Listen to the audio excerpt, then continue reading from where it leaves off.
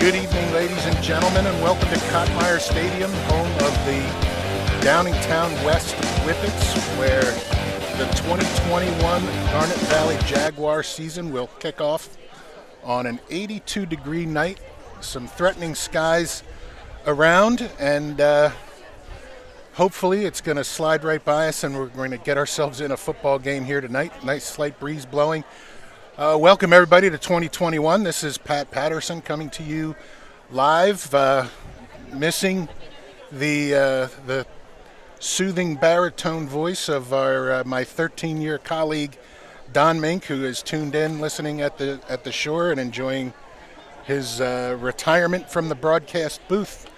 My retirement with him just did not stick, so decided to come back, and considering Coach Ricky's final year, coming back, I'm going to give it a whirl with the play-by-play, but I couldn't be happier to announce the replacement for Don so that we didn't have to change any of our merchandising. It'll still be the Mink Patterson team. Happy to welcome to the booth class of 1988 alumni and current Jaguar football coach Greg Mink. Greg, welcome to the broadcast. Pat, thank you so much. I am so excited to be part of this team. I will only hope to be half as good as my father Don was over the last 13 years. If I'm half as good, I'll still be above water. I can't tell you how excited I've been to make the move from coaching and being down on the field to be up here in the press box. And help continue the legacy that he created, calling games for alumni and families and friends of multiple generations that tune in to watch the Jaguars do their things on Friday nights. Right, and all over the world. We have listeners, as we've talked about over the years, and Greg brings a really unique perspective to the broadcast this year as being a coach, and it's just a natural fit for him to do the analysis for us and be able to give us some really good insight into what's happening on the field. And I will do my level best to keep up with the play-by-play call. And tonight you got a great game, right? There's the 6A preseason poll, depending on which one you look at, have Downingtown West ranked number 7 in the state, and Garnet Valley ranked number 10 right out of the blocks. So talking to Coach Ricky, Jags have a lot of team speed this year, especially on defense, and this Downingtown team has some huge Division I commits on both lines, and has some very good skill position players. But Greg, what's your thoughts on these two squads coming into Week 1? Well, they played 2 years ago in 2019. Up here again. Garnet Valley opened their season that year up here against Downingtown West, and then rattled off 9 straight after that. And that was a big physical Downingtown West team. It's funny, these teams are a mirror of each other in many ways, from the experience on the coaching staff to sort of the way they approach the game and the way they prepare to play. It's two teams that like to run the ball. You'll hear Garnet Valley fans certainly implore the team to throw the ball more, but the philosophy is if you do what you're doing well and teams can't stop it, keep doing it. And Downingtown follows that suit. They're a little bit more inside, outside. They do throw the ball a little bit more than Garnet Valley, but at the heart of it, both teams want to run the ball. And coming off of last season, Garnet Valley and in the Central League, and Downingtown West in the Chestmont League, each played a 6-game league-only season without the prospects going in, knowing there weren't going to be district playoffs or state playoffs. Downingtown West finished that campaign 3-3. Garnet Valley went 6-0 in the Central League, beat Marple Thanksgiving week for the league championship, and both teams are super excited, the players, the coaches, and the schools in general, the communities, to get back to what's normal football, what we would call a normal season where there's fans in the stands and cheerleaders and bands, and you could hear the band playing in my ear. Yep, amen to that. And, Coach Milano, a former Garnet Valley assistant coach years ago, before taking over this program, noticed watching some film, it does look like Downingtown runs little bit of option when they're trying to get outside, and so yeah, it should be really interesting. They've got a 6'5", 290-pound offensive tackle and defensive end named Drew Shelton. That's a Penn State commit that will anchor their line, but they've got a really big line all across the board, right, Greg? Yeah, they're big. They're bigger than Garnet Valley. They're physically bigger up front on both sides of the ball, which is obviously a concern going into a physical game in week 1 where you haven't really been tested other than scrimmages. Garnet Valley scrimmaged Downingtown East last Saturday right here at Koppmeyer Stadium. Downingtown West scrimmage Emmaus from the Allentown area Saturday night, and that's the only contest that these two had to get a look at their players in actual contact. So that first week 1 contest is always see the level of physicality and who reacts to the actual game speed best coming out of the practices. It's 3 long weeks of practices and camps. Yep. So it's the show us what you got kind of mentality that week 1. Jags not without size though, and by their own right. Some guys with a lot of experience on that line, specifically Nolan Brennan at tackle, 6'3", 240-pound senior. You got Nick Mahoney out there, 6'1", 270. The center, only 5'10", 215, Sam DeTrolio, Ben Nash, and Austin Sorkanich are on the other side there. Jags are out to the center of the field for the toss. And out there representing the Jaguars is, Greg, you want to run through the captains for me here? Sure. Number 52, Nolan Brennan. Yep. Number 14, Joey Halloran. Max Buzenkill, number 9, Max Buzenkill, the quarterback. And number 21. Number 21 is Ben Torrens. Yeah. And then number 6 and 7, Shane Reynolds and C.J. Wood on the hash mark there.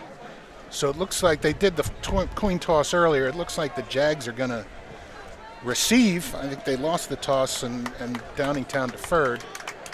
So we're going to see the Jaguars offense right away. And we'll take a little break here for the national anthem.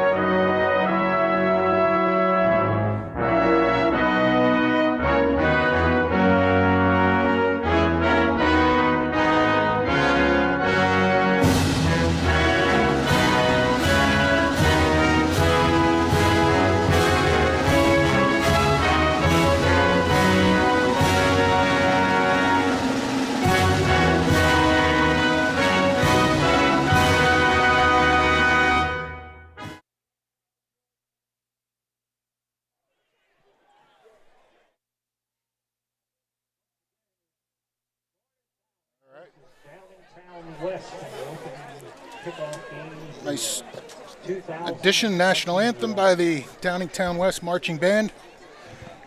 And looks like we're getting ready to kick off this season. We get a look at the Downingtown student body out there. Just talking to some of the Garnet Valley coaches in pregame, Pat, and everybody echoes that same sentiment of it just feels normal again. Yeah. And, you know, you watch the news, you see what else is going on. There's a lot that doesn't feel normal, but certainly high school football on a Friday night with packed stands, bands, cheerleaders, parents, and family, it's normal. Yep, well said. Looks like number 29 is set to kick. His name is, oh boy, testing me early, Don, from Sea Isle down there, Colton Cacchiavillano. It's number 29, the kicker for the Jags. That's well done, Pat. It's my Italian mother teaching me some pronunciation through the years. Back deep for the Jags should be Drew Van Horn and Sean Gallagher. And Sean Gallagher back deep. Here we go. Welcome to 2021. This is going to be Van Horn. Runs into his own blockers there, struggles a little bit and gets up just up about the 25-yard line, maybe up to the 26, where the Jags will put it in play behind that line I mentioned. And senior quarterback Max Buzenkill, number 9, will be calling the signals out there. Joined in the backfield by him will be Shane Reynolds, a 6'1", 215-pound senior, headed for Annapolis.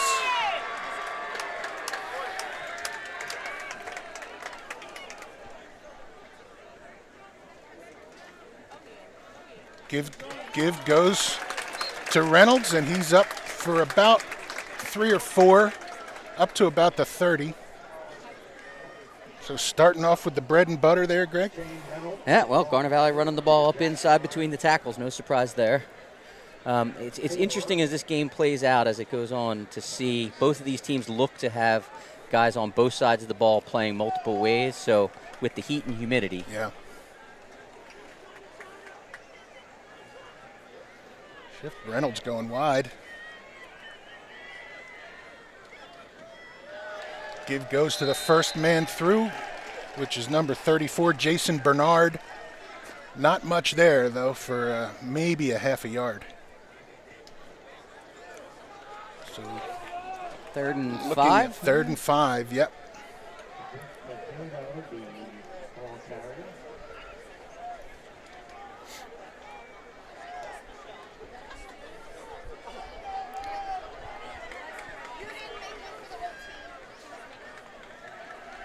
Coming wide around the corner here is this Gallagher? Sean Gallagher. Sean Gallagher up, and he's got enough for the Jaguar first down. He gets up across the 35 to about the 38.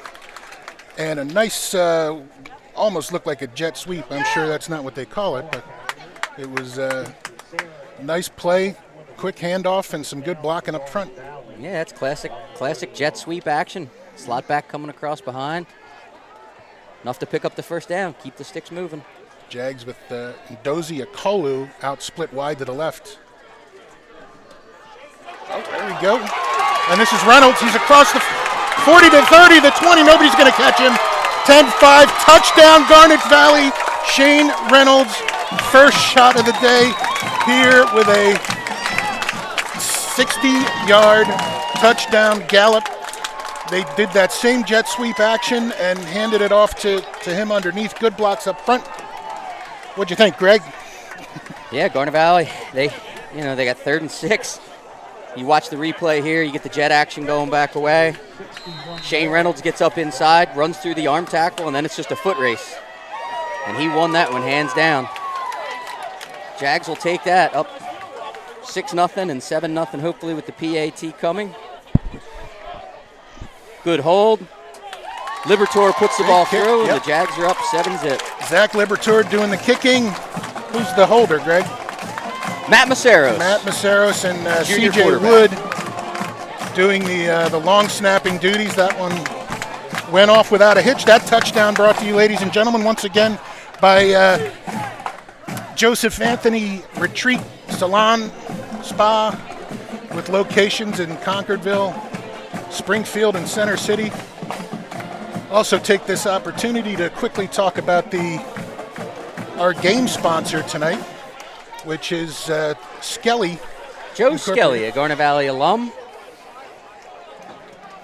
Away game. He was going to try and make it out tonight. We were going to interview him at halftime. We were unable to get an interview queued up, so we're going to talk about him throughout the broadcast. Joe and his wife, Laurie, are both graduates of Garnet Valley High School. They own Megan's Restaurant on Smithbridge Road in 202. Love Megan's. It's a staple for the players. Most years, Garnet Valley players will go and have breakfast there on Friday mornings. It's a team favorite, community favorite. I know Joe stopped by the school this afternoon when the players were having their dinner before they got on the buses to come, and had an opportunity to talk with Coach Ricky. So Libertor will do the honors kicking.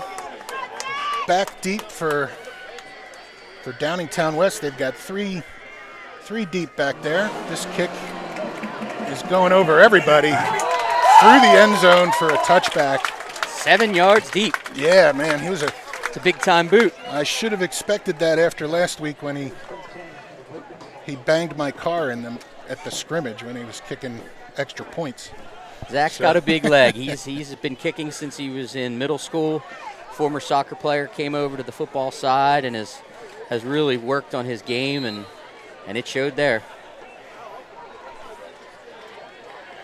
So the quarterback here is number 10, Evan Wickersham, or number 2. Number 2 in there. It's 10's in motion. Number 2 takes batted the snap. ball. Oh, it's intercepted by Drew Van Horn. Batted ball. Pick 6. Garnet Valley goes up 13-0 on a huge defensive play. Well, if you're the Jaguars, you can't ask for much more. Let's see if we can scored on a 75-yard drive and 5 plays, I believe, on their first offensive possession. Folks are seeing it now. One of our new features is instant replay. If you look at it here, Van Horn comes in off the edge. A little bit of a blitz from the outside. Bats the ball to himself and takes it in. Wow. Drew Van Horn, number 2, and then Libertor is on to kick his second attempt. And that one is good as well. Jags up 14-0 in the early going. That also brought to you by Joseph Anthony Retreat Spa and Salon. Another $100 towards the Garnet Valley Jaguar football program. He's going to need to take out a loan if it keeps going like this, Greg. Well, coaches always preach about the 3 aspects of the game, right? The offense, the defense, and the special teams. And they're 2 for 2 on extra points. They've got a touchback on the kickoff. Yep. They got a 5-play offensive drive with a long 60-yard touchdown run, and now an interception return for a pick 6 by Drew Van Horn. So things are going right for the Jags early on. We're only a minute and 37 seconds in here. And my apologies, folks. I don't have a number 2 on the Downingtown roster, so I don't know who that.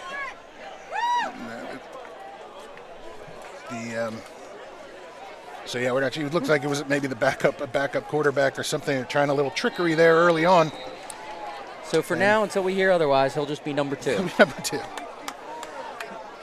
Number 1 in his family's heart, but number 2 on the field. So Libertor try to make it 2 for 2 with the touchbacks here. Another That's big going leg. deep too. Yeah. 2 for 2, also Wow. 7 yards deep. All 3 phases are clicking early for the Jags. Yeah. And if you're Downingtown, offensive coaches, you're telling your young quarterback and your offense on the sideline there, keep it together. You can't do anything about that. Worry about the next one. But, 1 play, 1 pick 6, certainly you can understand them getting rattled. But, the philosophy is most likely come out here, put a drive together, and get some points on the board. Yeah, it's a long game. There's still 10:23 on the clock in the first quarter. So a long way to go here. Nobody should be resting on any laurels here. Give goes up the middle to number 7 is Ryan Waters. And he's stopped in the middle by number 74, my depth chart here, but Number 14 for Garnet Valley, Joey Haller, in their middle linebacker. There, yeah. His helmet came off, so by high school rules, he's got to come off for a play. So here we are with this number 2 again. We got to get a name on him. He's lined up in the pistol. This is Wicker, no, right up the middle to Waters, number 7, where he is tackled after a short gain. But might be enough for first down. Yep. So up to the 30-yard line. Tackled by the middle of that Garnet Valley defense. Yeah, Waters hobbled off after that carry on limping pretty significantly. You wonder if early on it's a cramp with the heat and humidity. You'll see that a lot the first few weeks of the season.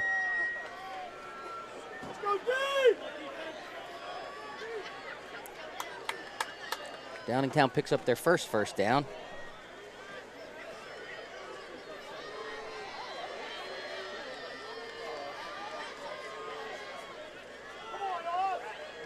Again up the middle. This time it's Mahmoud, Will Mahmoud, number 32, a senior. Goes both ways here, running back and outside linebacker. That one good for about 5. Big offensive line for Downingtown West.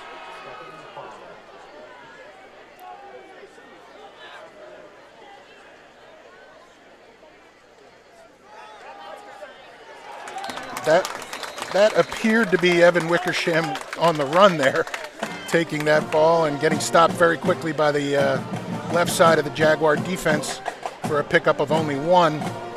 It's now third and a long 4. That's a big play early in the game. If you're Downingtown, you don't want to give the ball back to Garnet Valley in what you would seemingly be pretty good field position. So a conversion here keeps their offense on the field and keeps the ball away from Garnet Valley. And with that, Downingtown didn't like what they saw and called timeout. Downingtown with their first timeout of the half.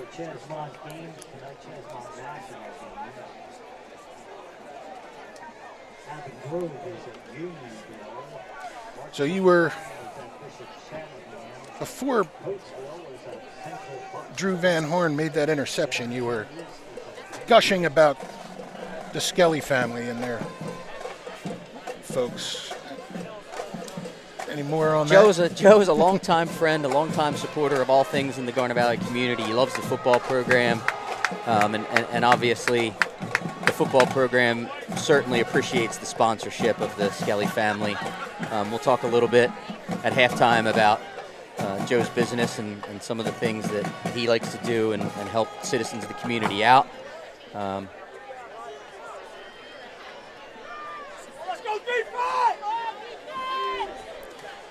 Jags get a lot of players going both ways, but there's also a lot of depth, so they're rotating a lot. So here we go with a jet sweep around the outside. Other way. Almost made a play. Right at it. Gets up. He got a first down. Gets up across the 40 for the first down. That running the ball there is number 9. That is Elijah Ford, usually a wideout. Came across on the jet sweep, enough for the first down. This time right back to the middle. Quick. Yep. Downingtown goes quick up the middle. That again is Will Mahmoud on a quick hitter inside. Didn't mean to step on your toes, Pat. It's at the mink blood. It's leaning towards play-by-play. We'll get it.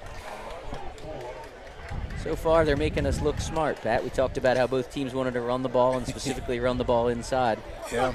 Other than one jet sweep each way, that's exactly what we've seen.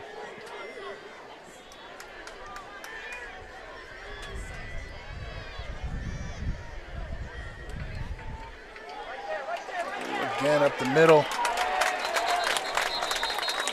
Flag down on the far side. We'll see what the call is. Big hit early by Kieran Gallagher, slowing him down.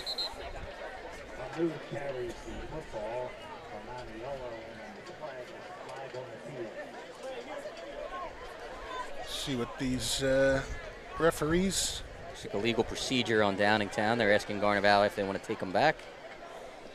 which they do.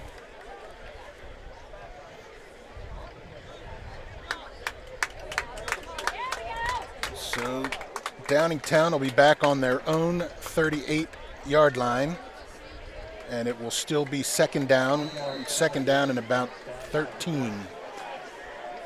Yeah, for teams like this that want to run the ball, it's not the old 3 yards in a cloud of dust mentality, but for teams that want to run the ball more than throw the ball, mistakes like that can hurt, put you behind the sticks. Now it's 2nd and 13. Only got 2 plays essentially to pick up 13 yards.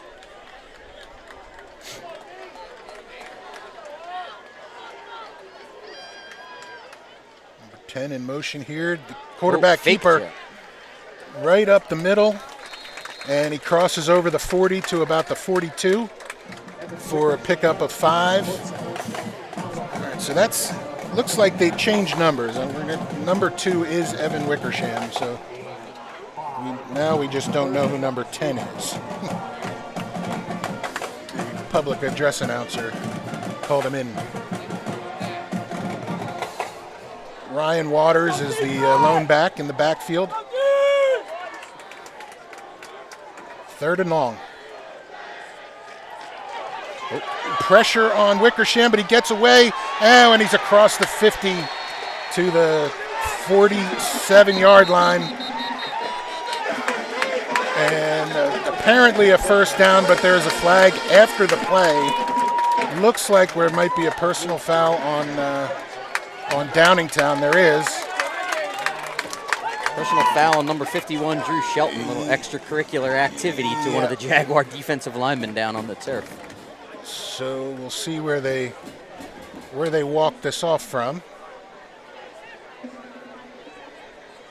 If they call it a ball, it'll be first down and then 15 back from the end of the play.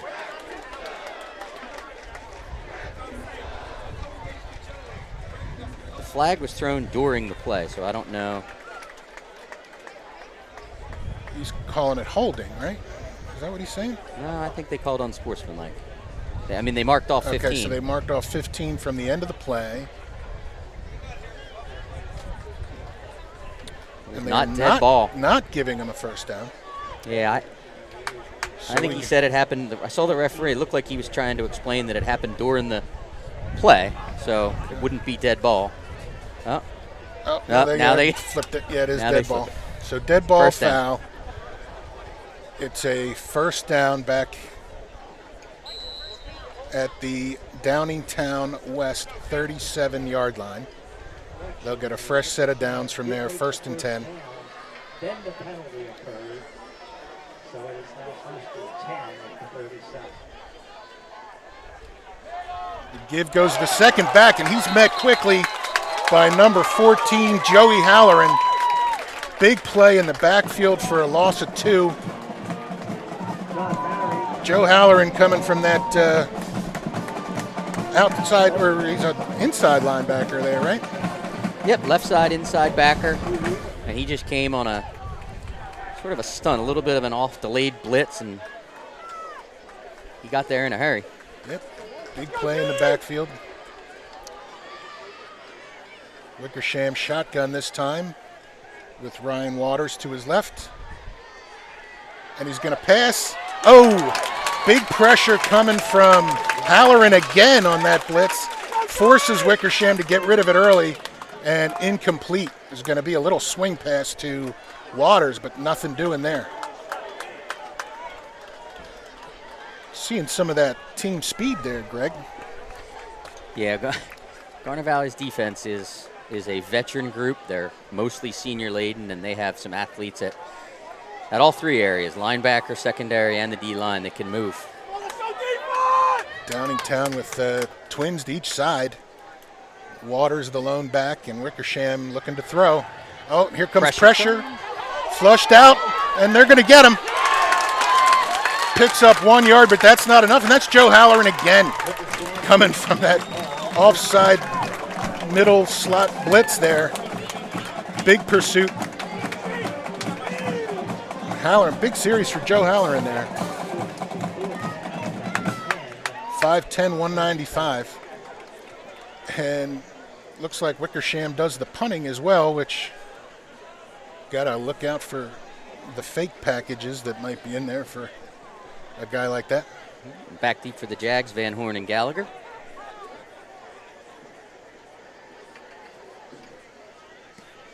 Kick is away. It's going to be, headed towards Gallagher, but is bouncing around. He gets away from it, and the ball takes a Downingtown West roll, and it's going to stop right around the 10-yard line. So the Jags will have 90 yards in front of them as the offense comes back out. So Jags, a little good series there, a little drive going by Downingtown, but Jags held tough there. Yeah, the Whippets had the ball across midfield, picked up a first down on the scramble by Wickersham, and then that personal foul. While it gave him the first down, it marched him back 15, and then that makes play calling different when you're third down in your own territory versus third down in the opponent's territory. Much more inclined to punt. So the Jags will take it, get the ball back. There's Nolan Brennan a little late getting out there, maybe an equipment issue. Pitch out, coming wide. This is Shane Reynolds again. Comes up across the 20-yard line for a pickup of 11 and a Garnet Valley first down. With 4 minutes and 13 seconds left to go in the first quarter. Listen, any offensive coach, when you take over inside your own 10, 11-yard line, you'll be happy with picking the first down on that first play. So Reynolds joins Bernard in the backfield this time. This will go to Reynolds again. He's looking for a seam off the left side. It's only good for about 2 yards. So the Jags will have 2nd and 8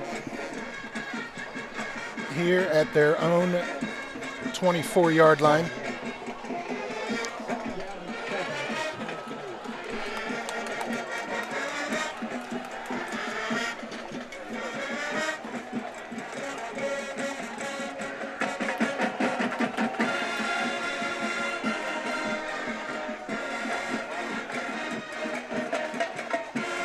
This is Bernard this time, and he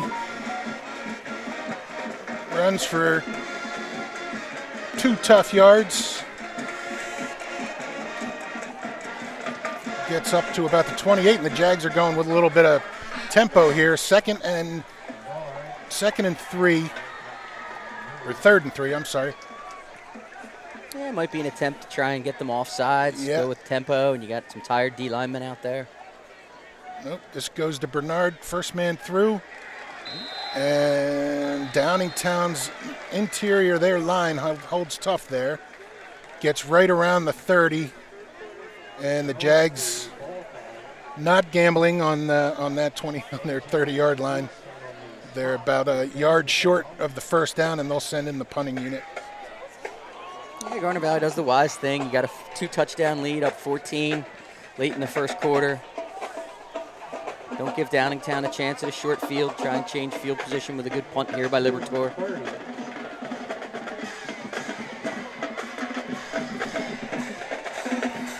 Good snap.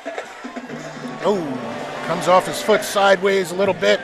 Bounces at the Garnet Valley 42 and rolls backwards. So Downingtown will get good field position here, starting at the Jaguar 38. Saw him kicking some boomers in practice. That one just kind of off the side of the foot a little bit. Libertor probably not happy with that 10-yard punt. Oh, no. Didn't even get the bounce. Short enough, took a back hop on him, and Downingtown's happy to take it. Jags rotating some linemen in there. Jake Krautzel in there now. Nolan Brennan on the nose.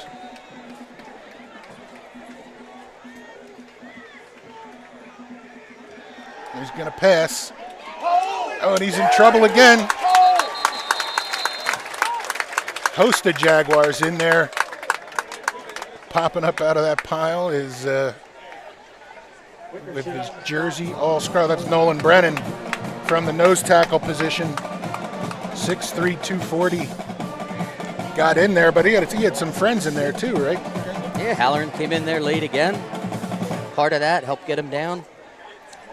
Playing a heck of a first quarter.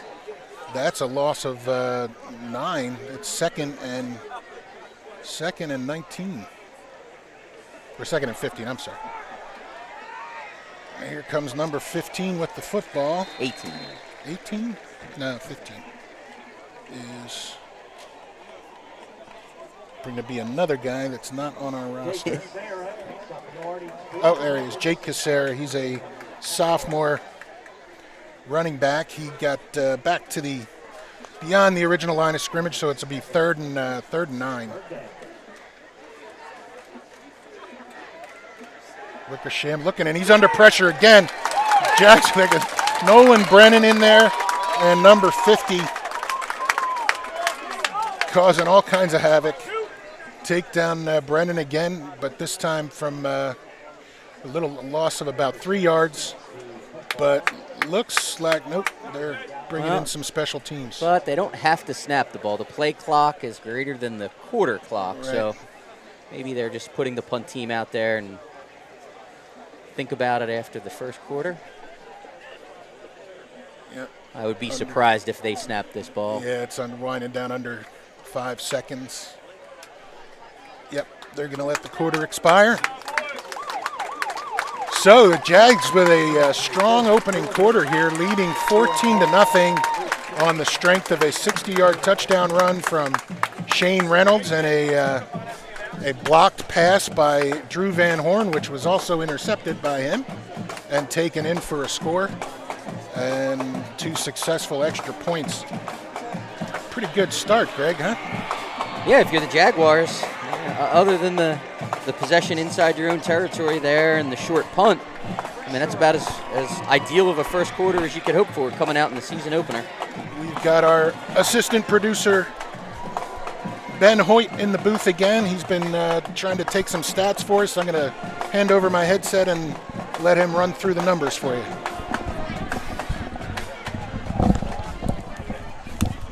Good evening, ladies and gentlemen. It is glad to be back here at Kottmeyer Stadium for the first game of the 2021 season. The story here has been the run early on. There have been no passing attempts from Garnet Valley this game and minimal from Downingtown West. However, an interesting fact to note that the most rush attempts from Downingtown West has actually come from the quarterback Wickersham. He's tried to run 5 times but actually has lost yardage. And Shane Reynolds has over 70 yards and a touchdown, being the main runner for Garnet Valley. Back to you.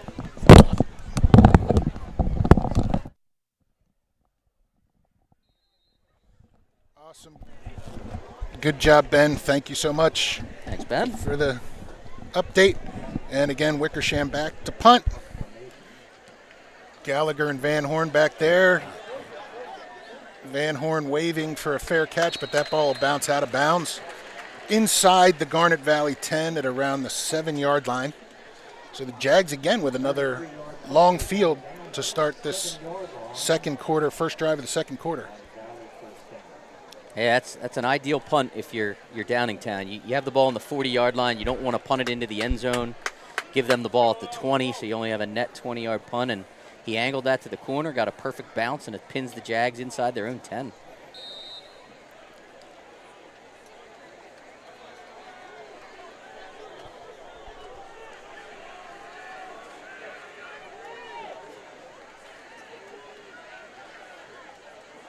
This time the give goes to Gallagher. He's up across the 15 to the 17-yard line on that sweep action. And that's enough for a first down for Garnet Valley. Yeah, it's 2 possessions there for Garnet Valley where they got the ball deep in their own territory and on first down, picked up the first down on the first play to sort of get them out of the shadows of their own goalposts. Yep, pickup of about 12 there for Gallagher.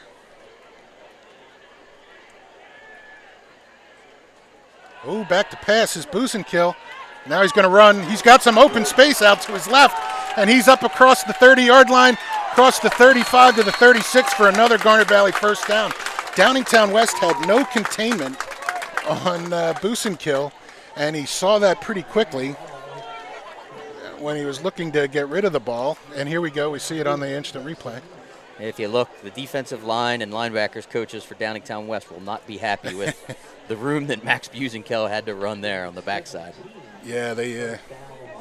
Well, you know, as a coach, you teach those outside guys to never give up contain. Yep, stand your ground. They say don't have eyes in the backfield. That's when you get happy thinking you know where it's going. This give goes to Reynolds, second man through.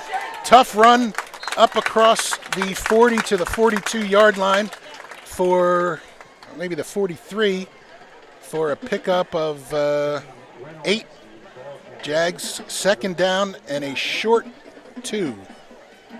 And if you're Downingtown, you're a little disheartened. Defensively, you had the Jags down inside the 10, starting the drive at the 7-yard line. And 3 plays later, the Jags are out at almost midfield at the 43. So I'm sure the mindset was pin him down deep and force a punt, but Jags picked up a couple of big first downs. Will Resneski, the tight end, on the right side. Oh, and there's a botched handoff there. Looks like Will Mahmood covered it. Play was going to Jack Westberg, number 15, Jack Westberg. Jack Westberg. Junior slot back. Yep. Well, it's exactly what Downingtown needed, and Yep. they dialed it up and took advantage of the mistake. Downingtown takes over at the Garnet Valley 29-yard line. So good field position now after the Garnet Valley mistake for Wickersham and his Whippet offense. We got a Waters splitting out and Mahmood as the tailback.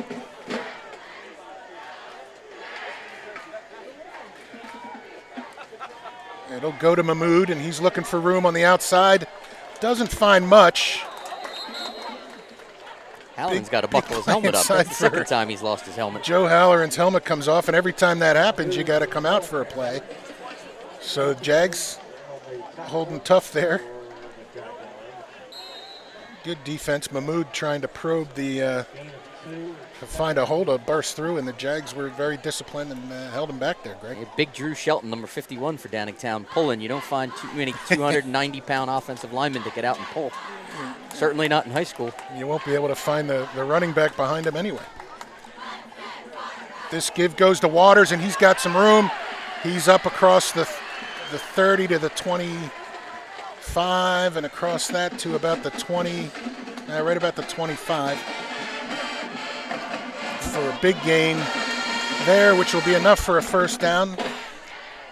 So 1st and 10 for the Whippets at Garnet Valley's 25. And the whole Jaguar defense stood up and pointed. Everybody in the stadium saw the right tackle, number 72, come out of his stance, except for the ref. It's the first game for them, too. Yeah, and he caught it a little bit late, but he got it and blew the whistle, and this will be a 1st and 15 for the Whippets now on the Jaguar 30. 9 minutes and 16 seconds left in the first half. Jags just looking to get a stop here, keep this a 2-score game. Ryan Waters, the lone back. And looking for a pass. He's got a man open right across the middle. He's hit right away by C.J. Wood.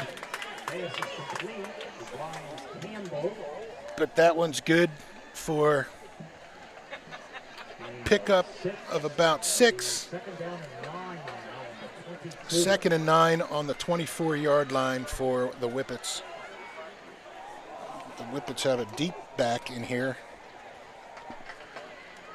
This goes up front to Waters, where he's good for about 3 yards. Now 3rd down. Garnet Valley making some substitutions, trying to keep some guys fresh, bring in Ben Torrens on the D-line.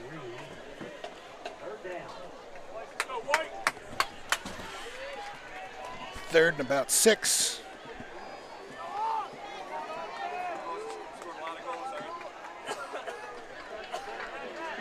pass again. This time Halloran it's again. Mahmood, but Halloran there right away to make the stop. That one,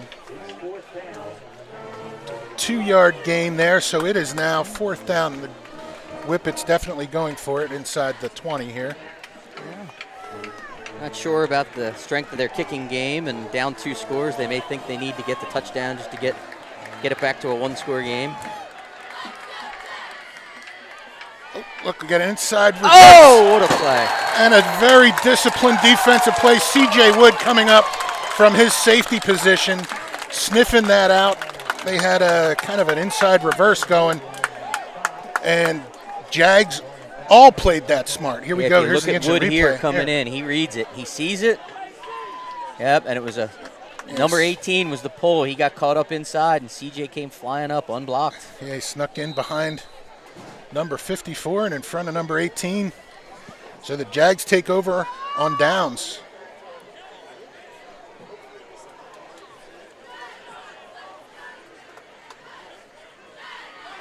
Gonna pass. Ball is up in the air. Intended, it's received. Gallagher with the reception. He's cruising into the end zone for a touchdown. So looking at a 75-yard touchdown pass, just lined up, straight fly pattern. Gallagher just beats his man off the line of scrimmage. That's just a straight vertical down the outside. Gallagher matched up there with number 34 for number 34. Gallagher, the senior slot back for the Jags, is a really good athlete. He's a Division I lacrosse commit going down also to Annapolis to play lacrosse at the Naval Academy next year. Oh, and the extra point gets blocked this time. Liberator.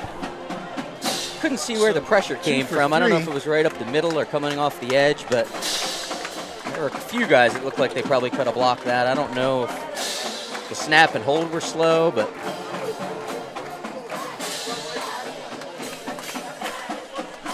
So again, that touchdown brought to you by Joseph Anthony Retreat Salon and Spa, Concordville, Pennsylvania, Springfield, Pennsylvania, Center City, Philadelphia. Joey Gagg's been a longtime supporter of the program. The Salon and Spa in Glen Mills is a favorite of the community. So Jags up 20-0 here with 7 minutes left, 7:09 left to go in the first half. That was a big play. Who says Garnet Valley doesn't throw the ball, Pat? I was going to say Jerry Montello would have been up here beside himself with a jaw wide open saying, wow, what was that? Jags have taken advantage of some big plays. They've got the 60-yard run by Shane Reynolds, the 76-yard touchdown catch by Gallagher, and of course the pick six by Drew Van Horn. Their scoring plays have been big plays.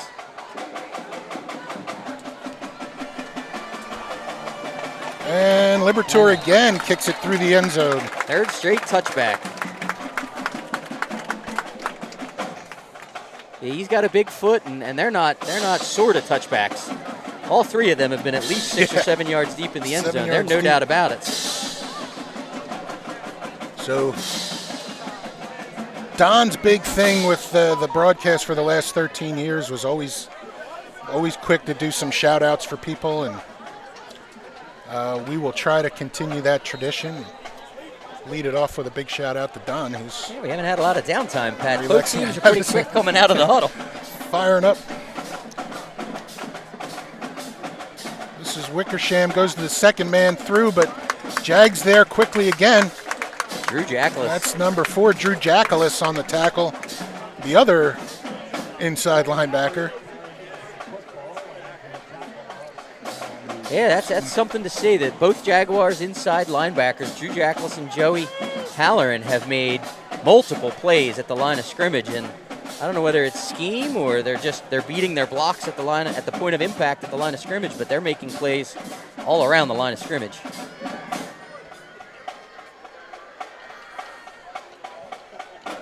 There we go again, nothing doing. Downingtown trying to work off the right side that time with Mahmood, and the Jaguar defensive line is there again. So yeah, give some credit. Give credit to the Garnet Valley defensive line as well for freeing up those linebackers to get in untouched. And yeah, Jags defense looking as advertised, fast and strong. And if you're Downingtown, you don't want to get out of your game plan. You want to do what you do well, but you start looking at being down 3 scores.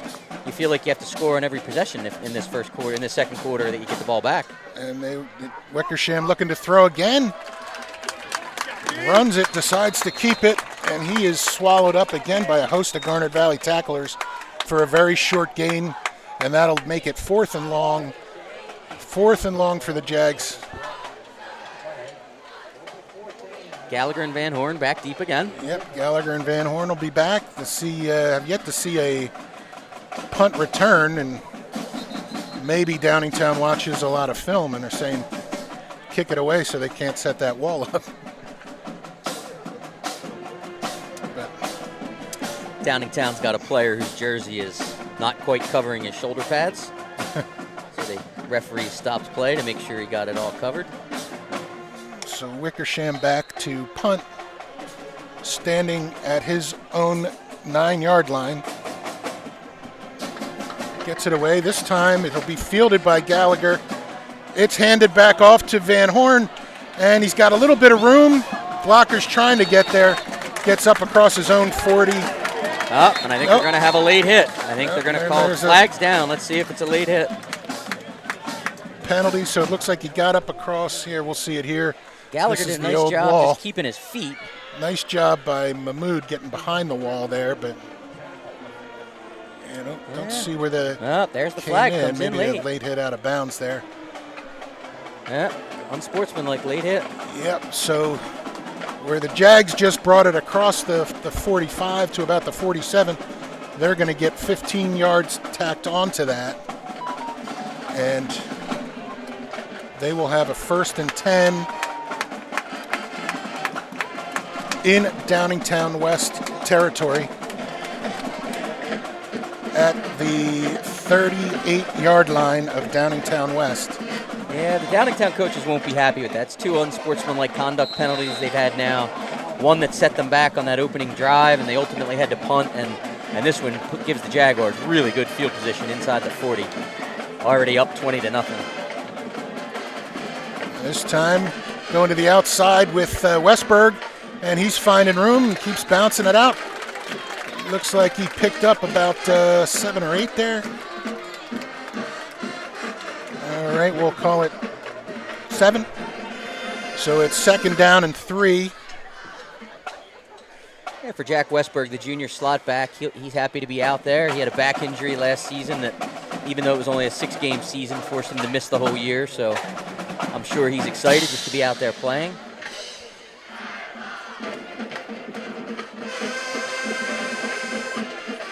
This will go to Reynolds, looking for room, and he's up the middle, fighting for yards after some good blocks, and it'll be enough for a 1st down.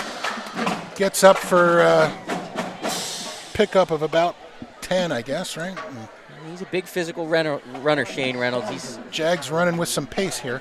210, 215. He's tough to bring down. Jags have a 1st down at the Downingtown 20. This goes right to 34, Jason Bernard. Up across for hard-fought 3 yards, where he's met by the Downingtown West defense. I find it a little surprising that Garnet Valley was going at such tempo there with under 4 minutes now left and the opportunity to potentially get some points here and go up 4 scores. I think you want to run as much clock as you can and limit Downingtown's opportunity when they get the ball back. Yep.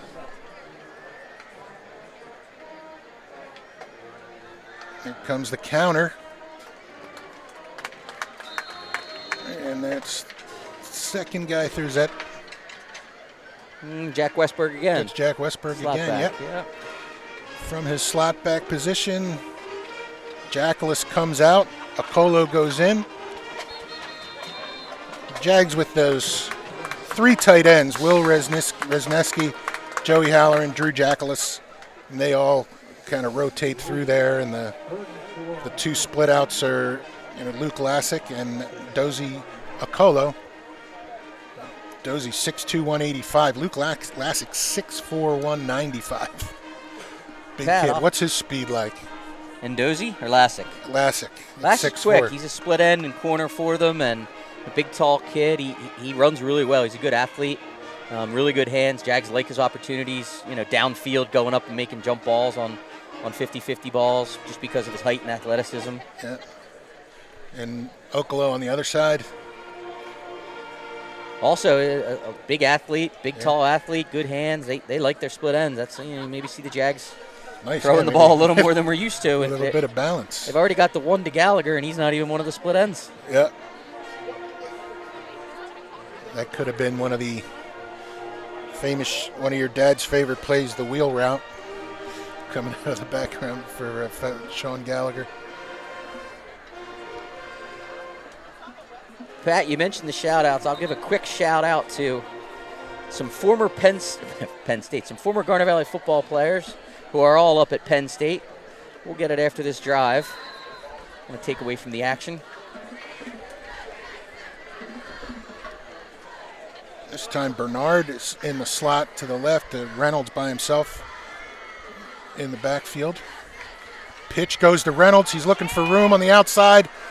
There's a flag thrown and a modest gain there of just a couple of yards. The spot and who threw it, the umpire. Yep, it's offensive holding. Yep. We got holding there, so they'll definitely push the Jags back because sure they've seen Libertor's leg. Although the Jags rarely try the field goals. Probably much to your chagrin, right, Greg? Jags don't kick the ball enough. No. The mindset is to score as many points as they can when they have the opportunity to, but they'll kick if the opportunity's right. Yeah, well, especially with the leg that Zach Libertor has shown so far. And you're in a spot here at 3rd and 14 or 15. If you don't pick up a big chunk of it, the field goal might be on their mind. 3rd and 14 at the 24-yard line. And Busenkill back to pass. It's going to be a little swing screen. Trying to find Gallagher again. Just a little bit overthrown. That one just did not play Jags out. Look like they're going for it. Yep, Jags will go for it here. Would have been about a 41-yard attempt if they were going to try for the field goal there. The thought might also have been they had the one extra point blocked, the most recent one blocked, so maybe they're worried about protection. Gallagher split wide. You have Reynolds in the slot and Okolo on the left wing out here. And he's looking to throw again. He throws it up for Gallagher, and he's camped out under it. Those threw up a nice jump ball. Gallagher comes back for it. Nice toss. Nice, almost intentional. Watch for like an underthrow here. Hey, you see Busenkill, he pumps once. Oh, there he goes. That's just a really nice adjustment by Gallagher. Yeah. He finds the ball, and the D-back does not, and he just undercuts the D-back and makes the catch in the end zone. Right. Now, guys like Peyton Manning and Aaron Rodgers, they do that stuff on purpose. So we'll say Busenkill threw that short, so the only guy out there that could get it was Gallagher. Yeah, it looks like the Jags, after missing the last extra point, are going to go for 2. Yep. Try and make up for the missed point.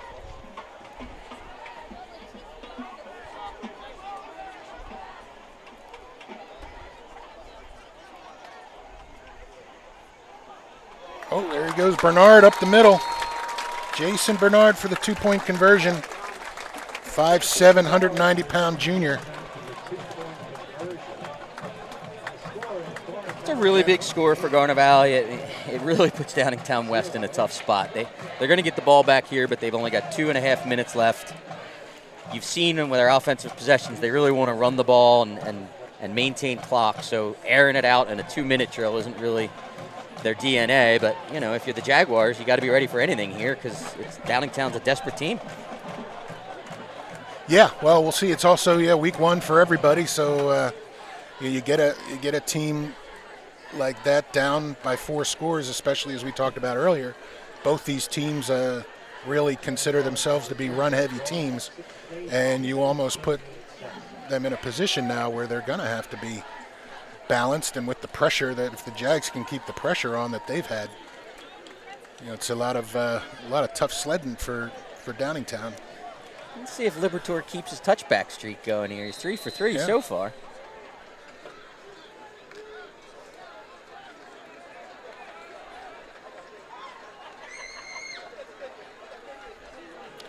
Thank our sponsor again, Joe, and what's his wife's name? Laurie. Joe and Laurie Skelly. Of the Skelly Insurance Group. Skelly Insurance Group and Megan's Restaurant. Liberatore with a kick, hits it well again. And that one goes 5 deep. That was a little lighter. He's getting tired. He's been on the field a bunch, Pat. So that is a 40, so 60. 5-yard kick. 65-yard kick. Yeah. Great job by number 8, Liberatore. He develop a lot of that strength over the offseason here with the kicks, or?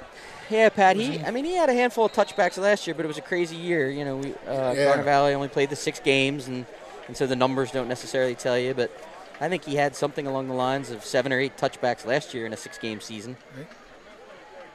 This goes underneath to number 15 for Downingtown, who is not on my roster. Oh, yeah, there he is. Jake Kucera. He's a sophomore. That one good for about 3 yards. And you see, so second and 3 or 4, second and 6. With 2.5 minutes to go and the ball on their own 20, you'd think they got to try and throw the ball like Garnet Valley's done a couple times, get vertical and throw the ball downfield, but they're continuing to run up inside.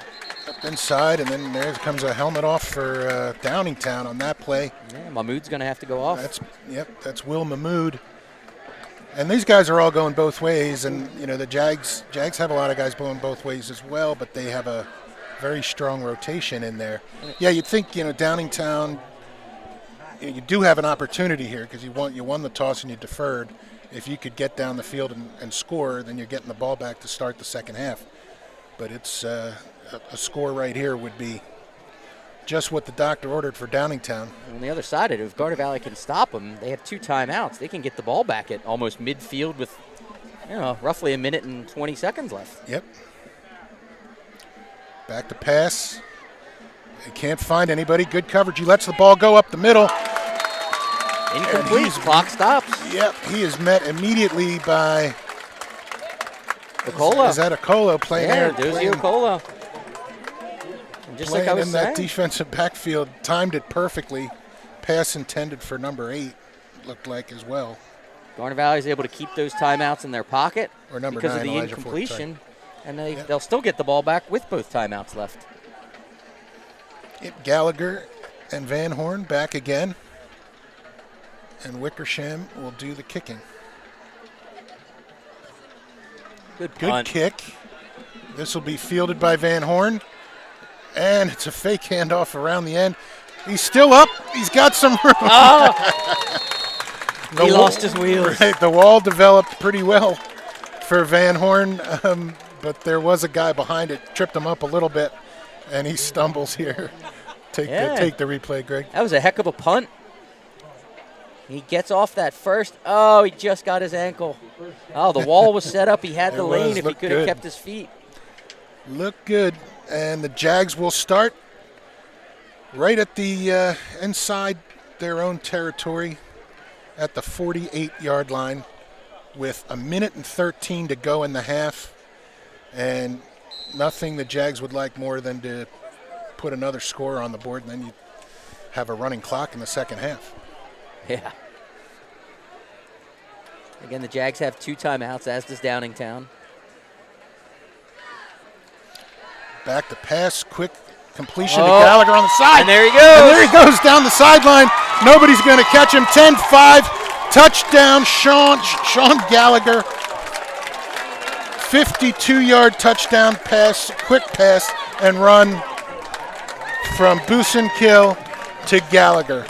Saw him out there kind of isolated, made a quick completion, and then the rest was Gallagher making a guy miss and getting into the end zone. I think that's Sean Gallagher's third touchdown catch. It's an air assault from the Garnet Valley Jaguars. Yeah, that's right. Might be the only time that's ever been said on a broadcast. 3 touchdowns for Sean Gallagher.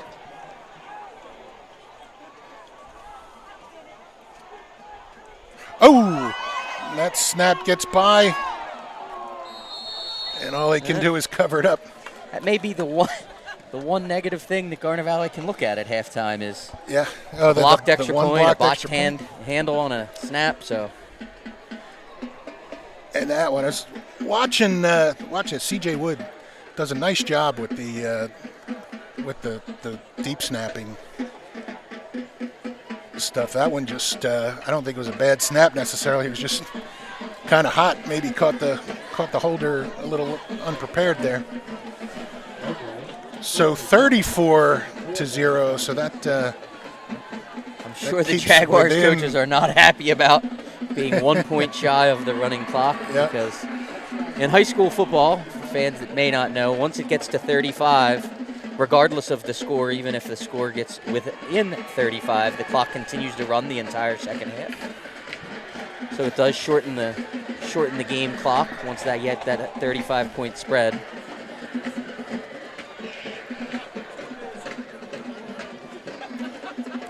Well, Libertor didn't have to kick the ball there, so maybe his leg's fresh for another touchback.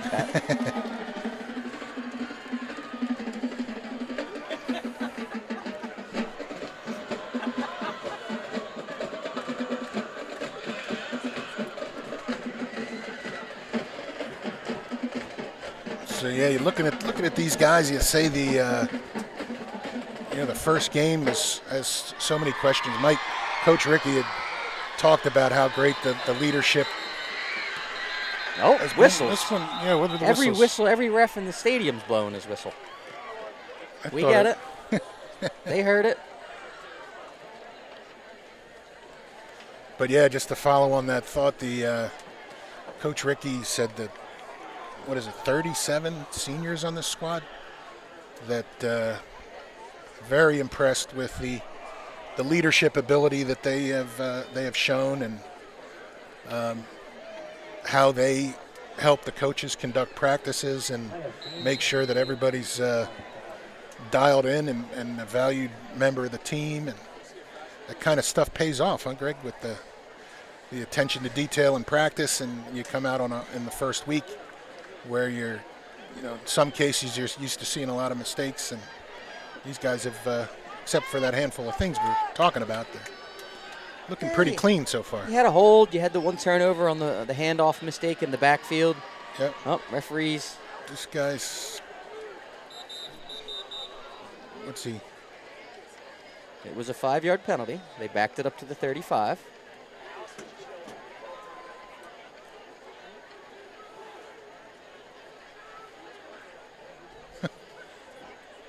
So what was the penalty?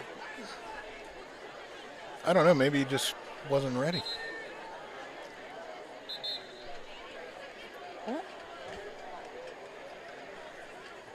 He's got they all have like headsets, it looks like. One referee signaling that it was delay of game on Garnet Valley, which is in fact a 5-yard penalty. Right. The only thing that would negate that is if Downingtown declined the penalty, and why in the world would they ever, when the kicker's been kicking the ball in the end zone? At least if they're figuring it out. Yeah, we'll see with. Like I said, it's the first game for them too. Yeah. Little referee chat. Yeah. So we are kicking from the 40. Nah, more whistles. Oh boy. Wait. This is the longest kickoff in the history of high school football. The referee's got to go get back in position again. He had to explain to Coach Milano what was going on, and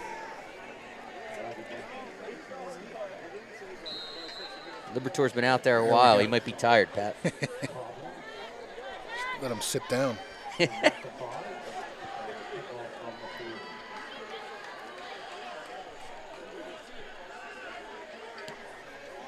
This kick is deep again. Again, touchback number 5. Wow. 5 for 5. You know, there's a lot to be said for that in high school football when you can, the 20-yard line is poor field position and to start a drive in high school football.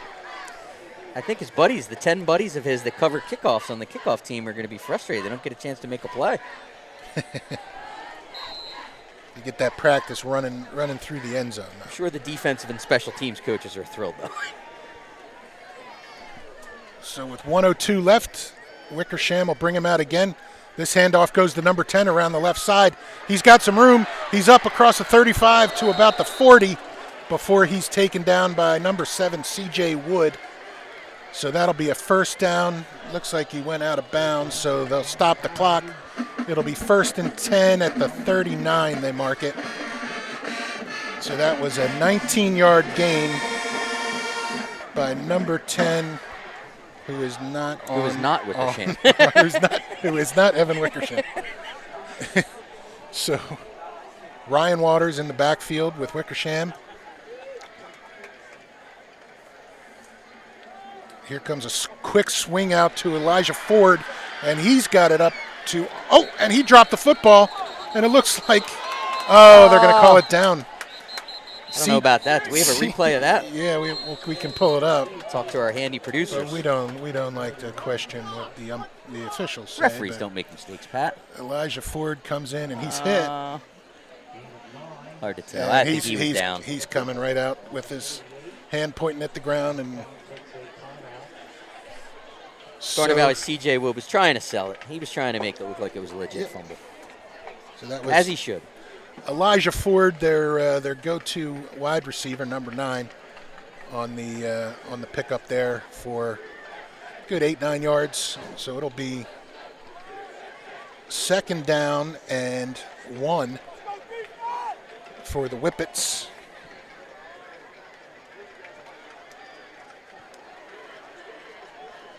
John Mulville, number 34, split wide to the right this time. 15, Casera inside him. In motion. Here comes more pressure from Garnet Valley. He gets the ball off. Intended. It's complete. Down to the Garnet Valley 20. That's number 15, Jake Casera, on the reception. That time, Wickersham stayed in the pocket and heaved the ball downfield for a big completion. Yeah, and because the clock stops in high school football, Downingtown's got the ability to, they don't spike it. They go to the end zone. Just overthrown. Just overthrown. That intended for Casera again. Yeah, I think if you're Downingtown, your coaches, you want to be telling Wickersham to get rid of the ball as quickly as you can. Try to work some timing patterns or something. The Jaguar defense has been in his face pretty much all day. Here we go. It is 2nd and 10. 32 seconds remaining. He's going to throw again. He's back. He tries to swing it out to number 34, Mulville. John Mulville. And again, pressure on Wickersham, forcing him to overthrow that a little bit. C.J. Wood was everywhere on that play. He's making a tackle on the fake handoff. He goes and almost makes the tackle on the incomplete pass and then chased that ball. There are a lot of people on the Garnet Valley sideline that seem to think that ball was a backwards pass and a live ball, not incomplete, but referees didn't see it that way. And he's working from the strong safety position, right? Yep. Mulville in motion. Wickersham throws, good catch, but tackled right away by Okolu. That was Ford again, the intended receiver, and a completion for modest gain. So it was just a 1-yard gain there. So it now becomes 4th and 9, and Downingtown will use their timeout. Garnet Valley defensive coordinator Jeff Allison out there in the huddle with his defenders, I'm sure telling them, think about down and distance and game situation. Downingtown has no timeouts left. So in the event that they pick up the first down but don't score, the clock's going to be running as soon as the ball gets set and the chains get set. So right. I'm sure all of that is being discussed with the defenders. 20.7 seconds left on the game clock. And Wickersham brings them out with no huddle.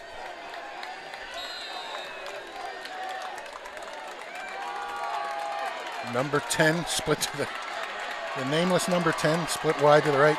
Waters in the backfield. Rolling out. Oh, and he's hit early. Oh, almost intercepted by Halloran. Big blitz. Number 2. You see number 14, Joe Halloran there if you watch the replay. He's still running right now as I'm talking if he catches this, I think. Oh, man. He's got hands like his father, Joe Halloran. So that was Drew Van Horn applying the pressure and making a big hit, forcing Wickersham to throw that ball that almost got intercepted by Halloran there. So the Jags with 16 and a half seconds left, they're going to victory formation it and take a 34-point lead into the locker room at halftime. Wow, Greg, what a great first half for Garnet Valley. Yeah, you hear the Jaguar faithful in the stands right in front of us here applauding their team, as they should. The Jaguars came out, jumped on them early with those 2 big plays on the first 2 series, offensively and defensively, and really haven't looked back from that point. Right, yeah, overcome a couple of mistakes there, turnovers, and the defense held. Downingtown West, right, you gotta say preseason number 7 coming out, and they just looking like they just haven't really gotten their legs under them in this opening half. Yeah, and they've gotten 2 possessions down deep. I mean, that most recent one was obviously in that last 2-minute drive, but they've gotten the ball down deep in Garnet Valley territory twice and just not able to come away with points on either of them. Yeah, and the one as a beneficiary of the Garnet Valley missed handoff there, the fumble that gave a short field to Downingtown, and again, yeah, they just give a ton of credit to the Garnet Valley defense, but I'm sure Downingtown is scratching their head a little bit here. This is not what they expected to see on week 1 here. But yeah, I'm sure coaches and players alike are a little shell-shocked, Pat. Yeah. I mean, you don't expect ever, two programs with the history that these teams have had in the last, 5, 10, 15 years in District 1 and in their respective leagues. I'm sure neither team expected the game to be a 34-0 score at halftime. And if you're the Jaguars, you just can't take anything lightly. Like, Downingtown gets the ball. You don't want them coming out and getting a quick score and getting momentum. So, it's important that they keep their edge and listen to the coaches at halftime and make sure they come out ready to go. And as a light drizzle begins to fall on Kottmeyer Stadium, I'm going to give my headset over to Ben Hoyt again. He's going to run you through the statistics for the second quarter there, and then we're the first half. Thanks so much, Mr. Patterson. Here is the story of the game so far, and it's something I don't say often. It's the pass. 3 touchdowns for Sean Gallagher this quarter, over 100 yards receiving. Now, there hasn't been a running touchdown for Garnet Valley this quarter, but great job on defense, almost forcing the interception. And again, I don't think the Downingtown quarterback is comfortable out there. Wickersham is forcing passes, and I think that's not going to be a success to win. Like Coach Mink said, I think during the second half, you need to shut down Downingtown this drive, score the other drive, and then bring in some of the JV bomb squad. Back to you, Mr. Patterson.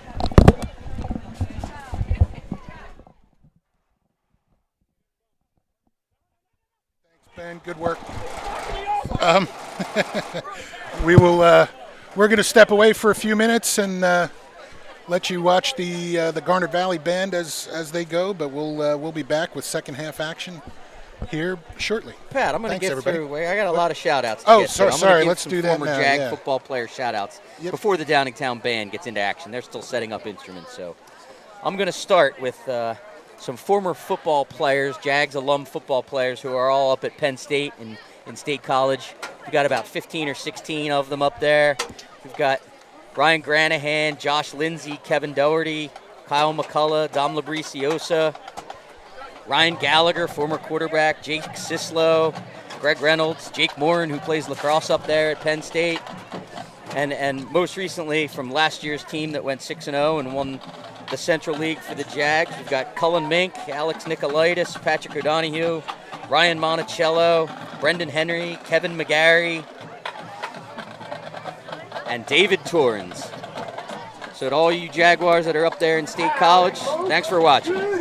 Thanks for tuning in, guys. And as I said to Greg before the game, you guys ought to get a Penn State intramural football team going up there with There's the enough of them up there. Jaguar that's for sure. alumni. And some of the old regulars that Don reminded me to reach out to. George and Ruth Ann Winter, Dr. Castafaro, Rich Castafaro, Bill Biddle, not sure, I guess he's in Fenwick this time of year, not down in Florida, but Coach Biddle, Coach Mo DeFrank, our namesake of Mo DeFrank Stadium, Coach Jerry Demling, maybe listening, Mr. Ricky, Len Ricky, if he's not here in the stadium, Jim Litwa out there, Steve and Andy Ramito. I'm already getting text messages from Steve welcoming us back to the booth here, and Dr. Costello, Tony Costello, former superintendent, John and Carol Mowry. I'm not sure if Grandpa Marnes still tuning in, but in case you are, how you doing? Jerry Montello, of course, our spotter on occasion when he's able to join us. Sure he is watching. Janet and Adam Fultz, Scott and Cheryl Green, Earl Haggerty, Jaguar Nation. So we will step away for a few minutes, and we'll be back in just a little while with second half action. Thanks for joining us, everybody.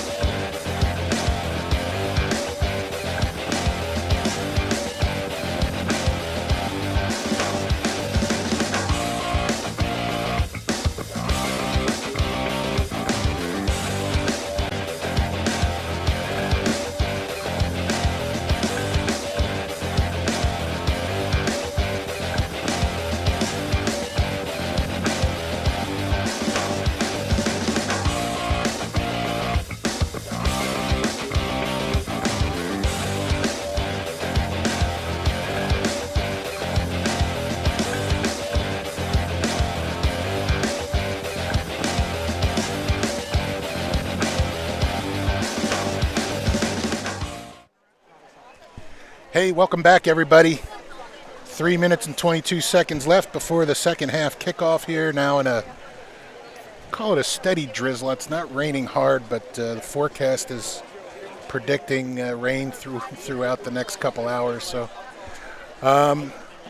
again, Jags up 34-0 here at the half. They will start on by kicking to Downingtown, so Downingtown gets the first possession of the second half.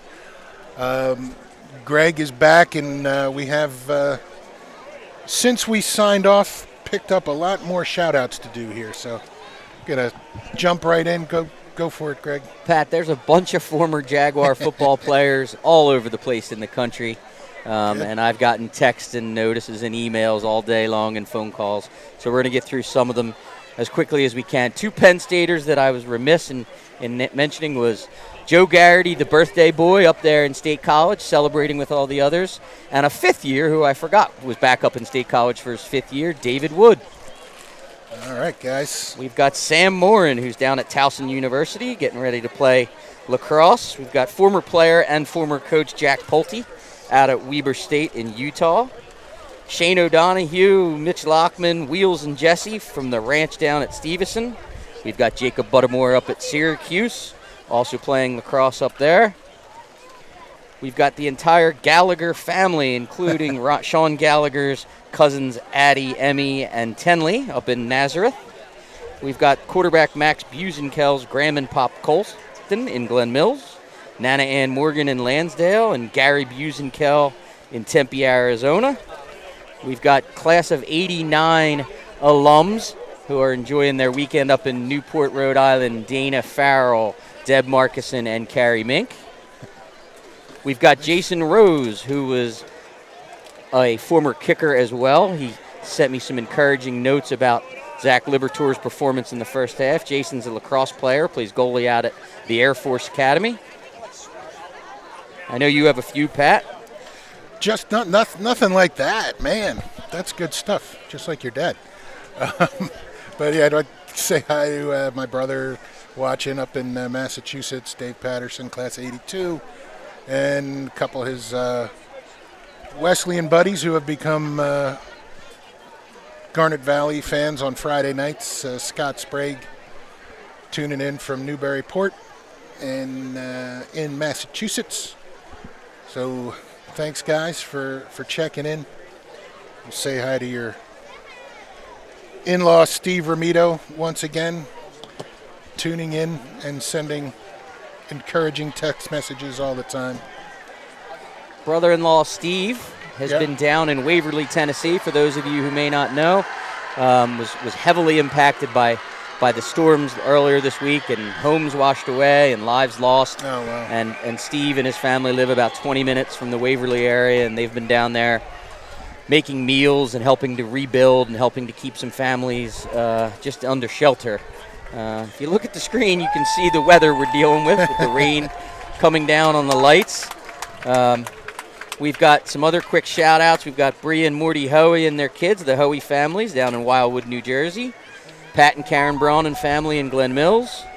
The rest of the Haggerty and Ramito families are watching from the beautiful resort confines of Bethany Beach, Delaware, Ocean View, just inland from Bethany. So to all of those that are watching, we appreciate it. Also want to thank our in-game crew here. We got, of course, we partnered again this year with the Sports Fan Base Network. Got our producer Joe over here guiding us through all this, working the instant replay. Stuff looks good. And of course we lent our own Tor Marcuson goodie to some of you, working the main camera here. We got Jack back here working at the second camera that you've seen. And of course our associate producer Ben Hoyt, who's been with us now for 3 years and doing a great job going into his senior year at Garnet Valley.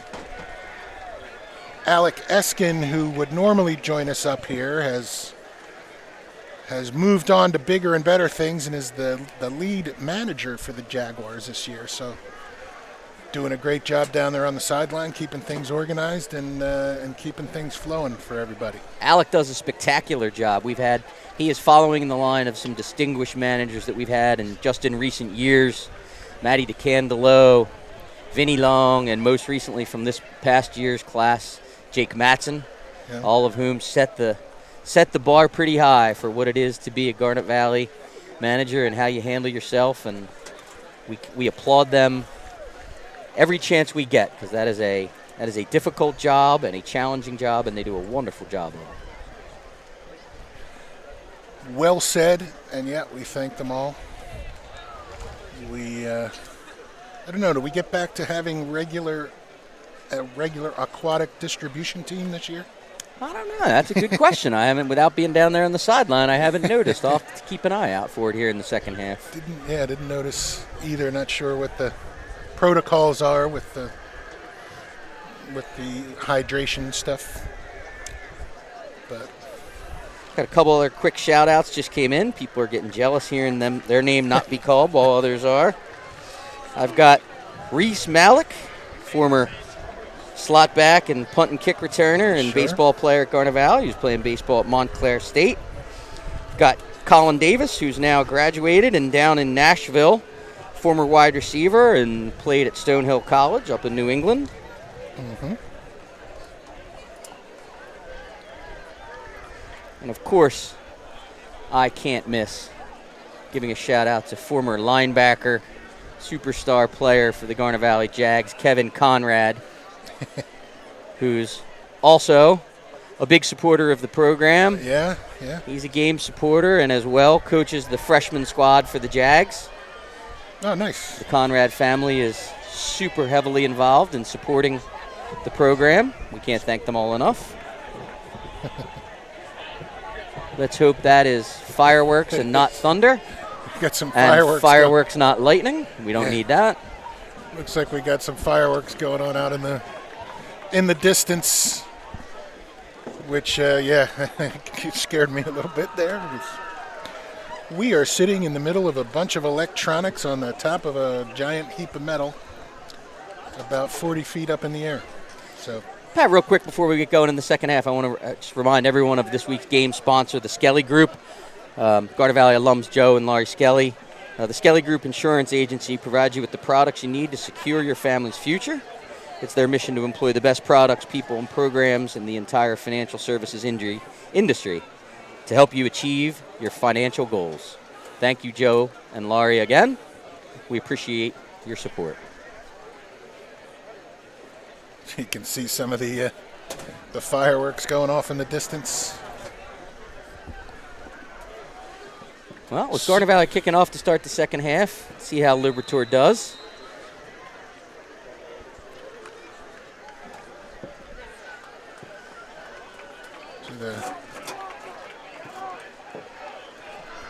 Libertor ready to kick off the second half. See if he can get it through the raindrops into the end zone, Pat.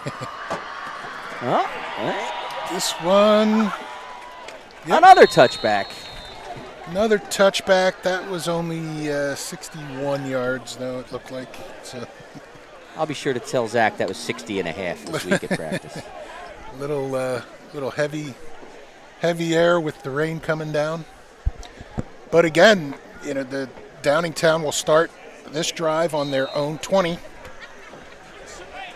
So we're trying to navigate our way through a bunch of umbrellas that are out now. But Wickersham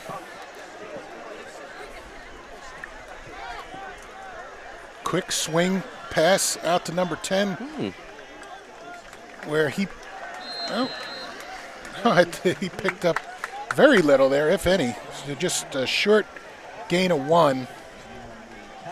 It's a lot of running and a lot of broken tackles for a yard.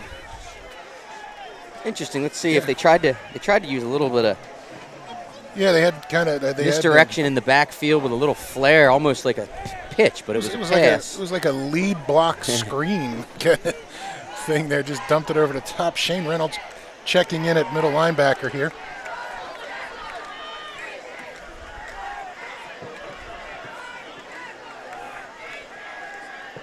Wickersham back to throw. Oh, we got a wide open Kucera on the sideline. The defense went with Isaiah Ford, and Kucera came out on the wheel route to the outside. Yeah. Was wide open. That's just a a pickup blown of assignment. 31 yards there. He talked about Garnet Valley and the wheel route that Don loves Yeah. so much. That's a perfectly executed wheel route by Downingtown to get themselves in gear here. So 1st and 10 from the Jaguar 49. And this is There's a that. swing pass out to number 10, and he's got some room. He's up across the Garnet Valley 40, across the 35, and he goes out of bounds around the 32-yard line, the Garnet Valley 32. Flag down, though, in the backfield. Oh, there's a flag. Good eye. Holding. Coming back. Two terrible words that offensive coordinators do not like. Or if you're the guy that got called for holding, you're probably not happy Yep, either. it's holding right there around the 45-yard line, so it'll take it back to the. So big penalty there after the 'cause they- big pickup. It's almost a 50-yard penalty almost. With there. that little swing pass, it's almost like they called on whoever the blocker was on the edge.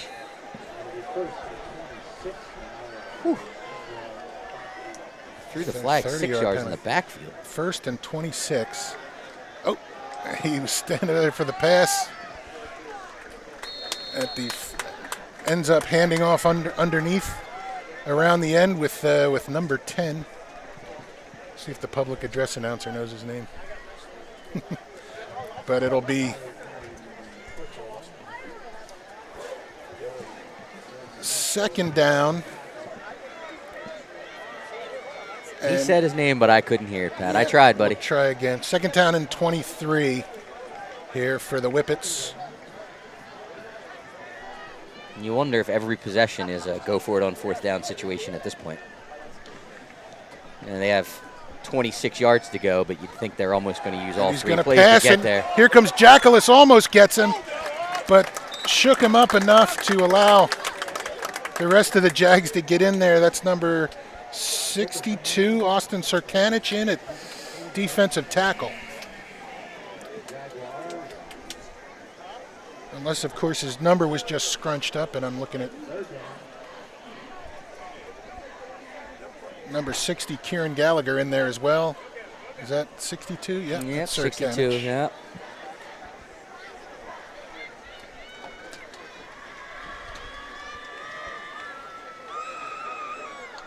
So 3rd and forever. And here comes pressure from the backside. Oh, and almost Gallagher got a hand on that one as well. Lots of pressure from the Jaguar defense. Again, that looked like Van Horn coming in and forcing. Here we go. We get the replay.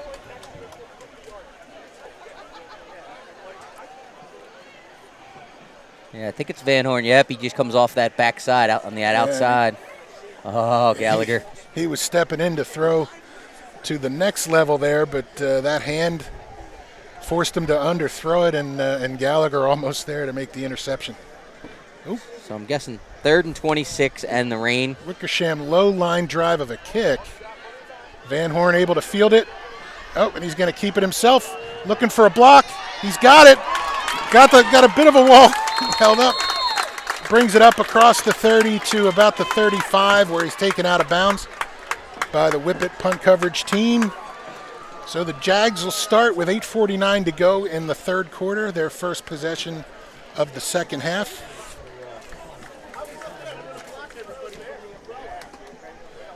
Looks like they still have the ones in there. Yeah, you saw on that return, Garnet Valley has the wall set up there, and there was a key block set by number 86, Bear Evans.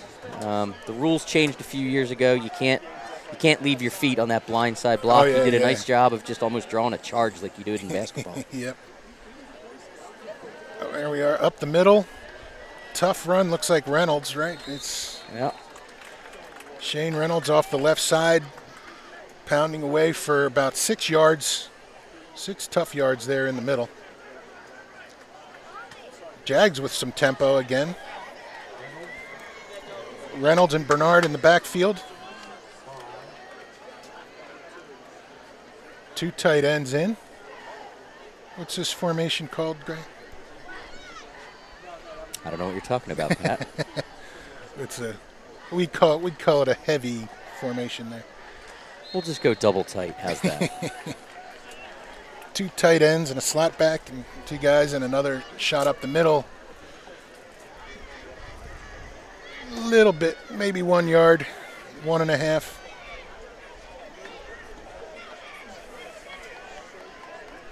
So it'll be 3rd down and 3. 3rd down and a short 3, we'll call it. Rain seems to be lightening up a little bit. A little bit of a drizzle, but not heavy like it had been.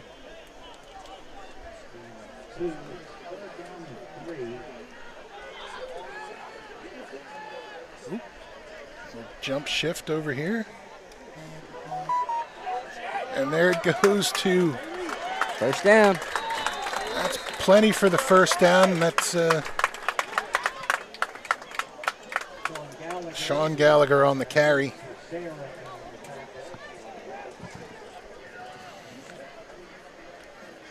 Killed gets the play from the sideline himself here this time.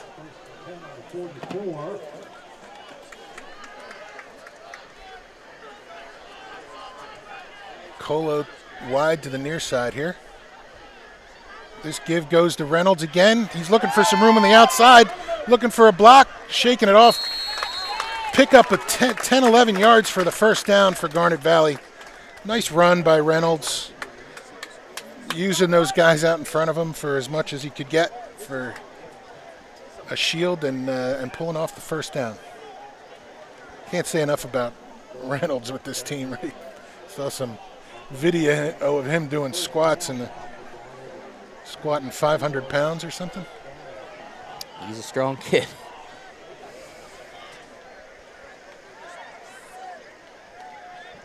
Oh, here's a swing pass. Ooh, man. That was intended for Reynolds right out of the backfield. Kind of stretched him out a little bit, and he took a shoulder pad right in the middle. Greg, yeah, you look at it. It's just he's overextended the ball over his head. Yeah, it's just got the wind knocked out of him, I think. Yeah, he was up right away, but comes out now. Pulling him out for.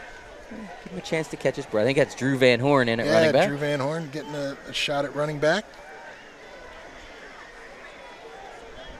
2 juniors in the backfield with Bernard and Van Horn. Oh, and Van Horn gets the call. And he's good for about 4.5, 5 yards there, right up the middle. Almost thought they were going to get a false start penalty there. With looked like someone on Garnet Valley's line moved a little bit, but yeah, it looked like the right guard or tackle might have got a running start, but so 3rd and 7. We've got another jersey not covering the shoulder pads issue. Referee's got it fixed. Van Horn and Bernard stay in together. It's one of those spots where if Garnet Valley doesn't pick it up, you'd like to think they'd probably end up going for it on 3rd down. And here comes the old counter to Gallagher, First and he down. takes it across the 35 down to the 32 for a Jaguar first down. Reynolds checks back in, Van Horn back to the sideline. Another one of your dad's favorite plays is the counter for Garnet Valley. They run it well. They do, and as usual, it's a lot of times when they need a first down and they get a first down. So 1st and 10 now from the Whippets 32-yard line. Back in the double tight formation. Gallagher in the slot to this side. Oh, there's a whistle. It was going to be a quick hitter to Bernard, but something happened in there.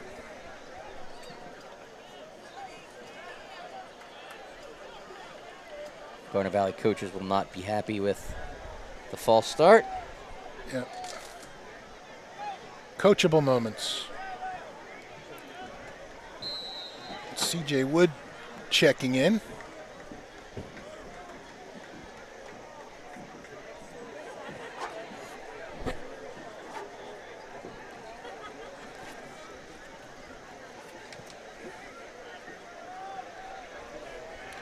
He's going to line up at slot back. Looks like a Colo wide to the right. Handoff goes underneath to Reynolds. Oh, and he's up. He's spinning out. Crosses the 25 down to the 21-yard line, and that looks like it might be enough for a first down. Yep, they're going to move the chains. Reynolds, good blocking up front, but then a nice individual. Have a strong, that's what you're saying, strong legs. Just getting grinded out down there in a big play. Pitch to Bernard. He's got some room on the outside, and he gets it down inside the 10. There'll be another Garnet Valley first down. Greg going with some pace here and get these guys on their heels. Downingtown's defensive front and linebackers look tired, as you would expect on a night like this. As much as they've been on the field, they look winded. I think Garnet Valley's trying to mix it up a little bit of inside, outside, keep them on their heels. 4 minutes and 30 seconds left to go in the third quarter.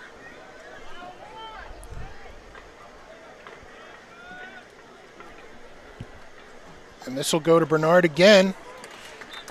Straight dive left there. Good for a handful.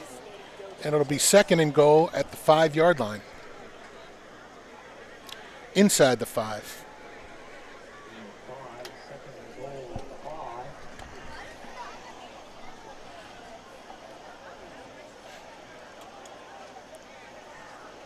Taking their time in the huddle. Yeah. Clock running, 3:47 to go in the third quarter.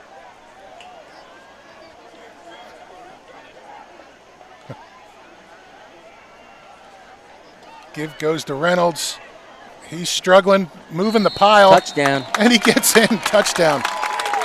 Yeah, 2 slot backs over there, kind of sort of a de facto full house backfield looking thing here.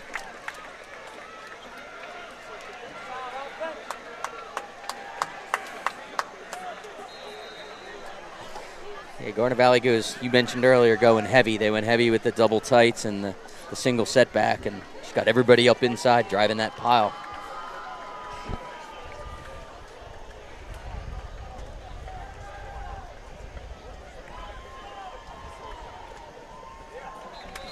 Libertor tacks on the PAT. Up and good. Libertors is 5th extra point. We should probably have those stats, but they went for 2 a couple times. Well, they have 1 blocked. 1 blocked, 1 Went for bad 2. snap. 1 went for 2. Yeah. So take the 3 away 7, from the 4. Okay, 4 4. extra points. 4 Math. extra points and 7 touchbacks. Right? math. Clearly not my strong suit. You and me both. Pat, I want to take the opportunity in between here to give a special shout out to a former GV football player, former quarterback, Ryan Hamby, is battling some medical issues right now, and I know he sent a video to his teammates today to wishing them luck, and everybody in Jag Nation is behind you, Ryan. We're all pulling for you. We know you got this. And from all of Jag Nation, from all generations to you, Ryan Hamby, won this, buddy. Yep, absolutely. Get well, Ryan. Here's a kick. This one's going to fall a little bit short of that. Fielded at the 9. And it comes up the middle for a decent return. Oh. Still up across the 30 to the 34. And number 10 comes up a little shaken up. Number 10, not Evan Wickersham. Not Evan Wickersham, number 10, coming off the field, being carried off. That is Don't know not. if it's just a twisted ankle or a cramp or something maybe that.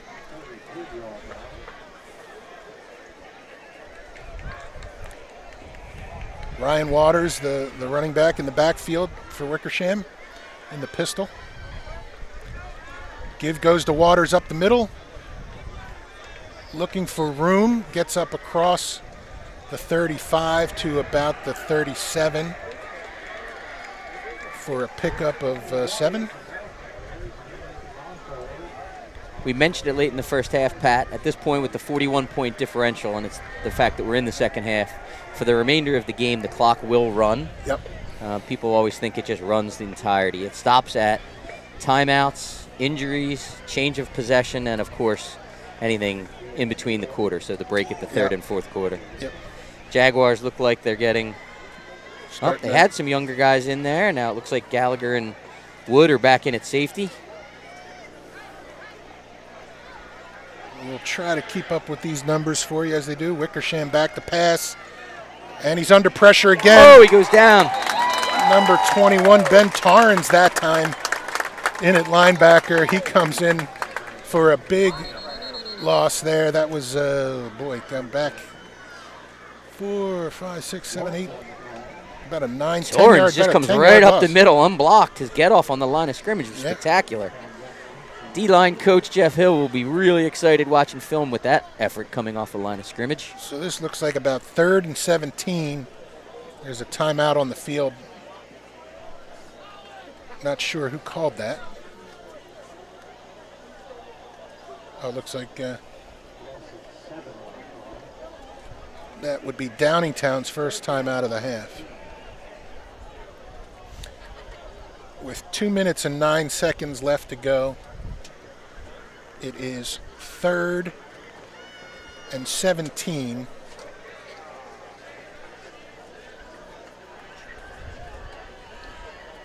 Another opportunity to thank Joe Skelly, tonight's game sponsor for this Week 1 contest of the Skelly Insurance Group. We appreciate the support, Joe.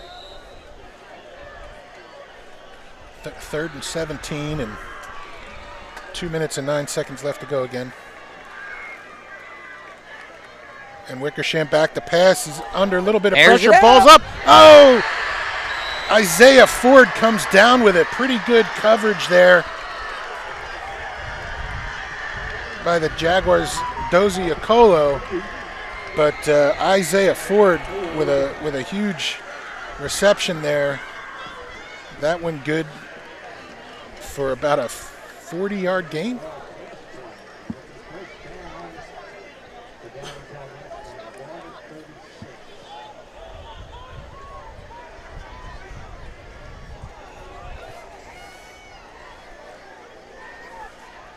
This give goes out to number 34, Mulville.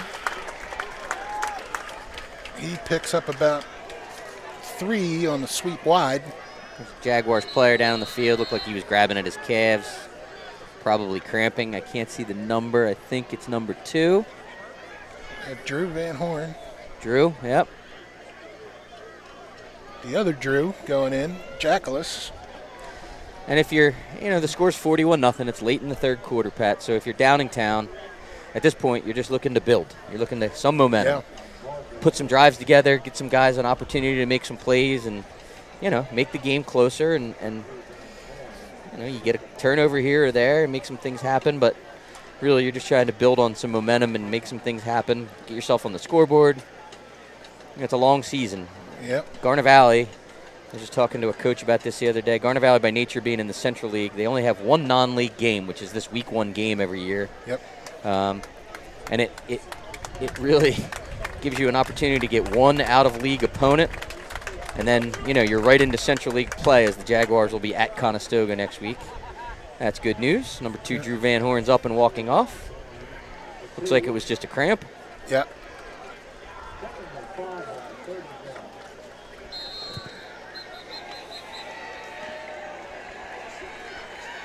Referees making sure that all injured players get off the field before they snap the ball.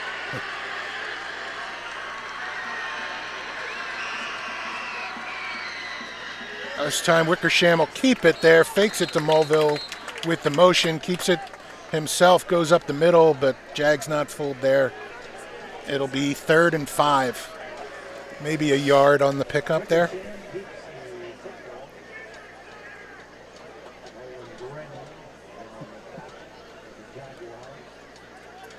on. It's 3rd down and 4.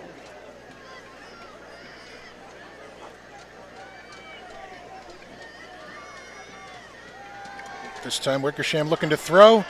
Under pressure, now he's running. He picks up close to the first down. We'll see. Wickersham picks up a first down. CJ Wood. Yep, that's a good, get picked up 5 yards, which is just enough for the first down.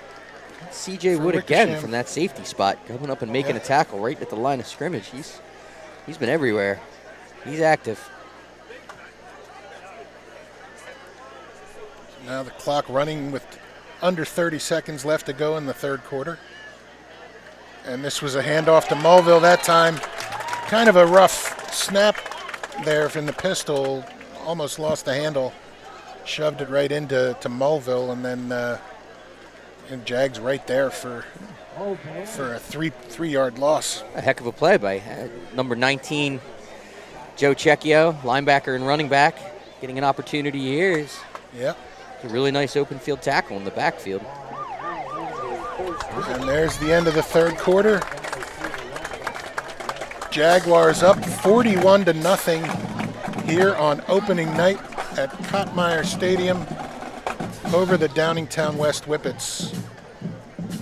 Another solid quarter. The Jags came out and scored one, and with the clock began to run. So the rest of the quarter was a little bit accelerated. You got any numbers for us, Ben?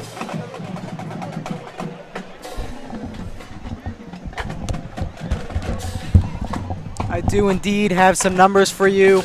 1 touchdown for Reynolds. That's all the scoring from this quarter. Mostly the run because it's been a super quick quarter. Jay Bernard has had most of the carries. Shane Reynolds second.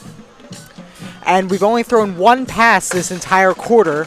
The whole drive, which was 11 plays, 10 of them have been rushing. I think this has been pretty swift handling of Downingtown West week 1, which is very, very promising because Downingtown West is a very strong team out of the Chestmont. And we'll have to see going to Conestoga next week how much the Jags can improve even off of this. Back to you.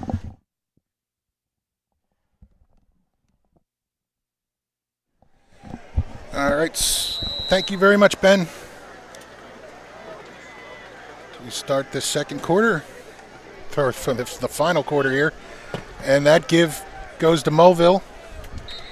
Halloran again on the tackle. Joe Halloran having a career night at linebacker.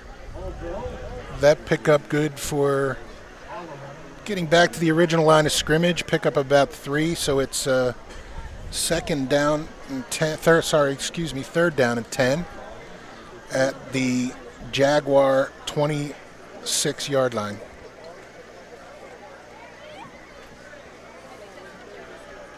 Mulville and Waters in the backfield. Wickersham looking to throw again. He gets one off, and a nice catch by Kucera across the middle, if they call it. Yeah, they call it a catch. A reception, which is good for about 13 yards and a Whippets first down. First down at the 12-yard line.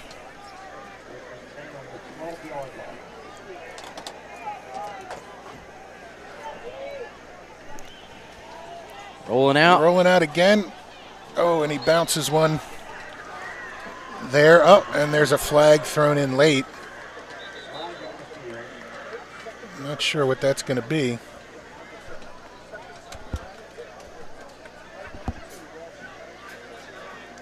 Not sure if we have a replay. Call. Somebody looked like they got thrown down late. I just couldn't tell.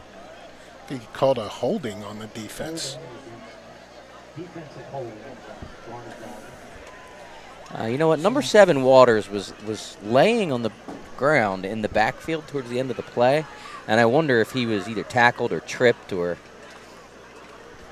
maybe that's where they called the holding. Maybe he was trying to release out into the flat and got one of the Jags defenders for dragging him down while the quarterback was rolling out. So they do the old half the distance, and it'll be 1st and goal now, or no, 1st and 5 at the 6-yard line. They can still get a first down here without scoring. Mulville split wide. Mahmood in the backfield for Wickersham. And he's looking to throw again. It's a quick release out to the outside intended for Elijah Ford. And that is incomplete. And Dozie Okolo with really good coverage, blanket coverage out there at the goal line.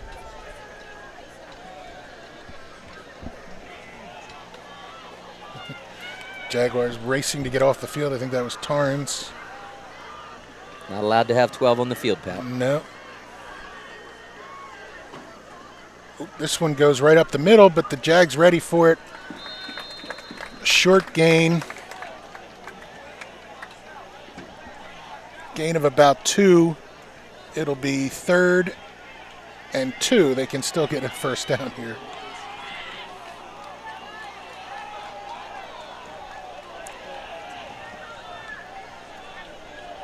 So Mahmood in it, looking at fullback. Mulville deeper. Casera out to one side and Ford the other. And this one's going to Mulville, and he's off the right side, and it looks like he's in for the... Oh! They called him down at the 1-inch line. They called him down at the 1-inch line, but that's good enough for a first down. So it'll be 1st and goal from about the 1-inch line. Oh. And there's a whippet down in the field. Also looks like he's cramping, number 18.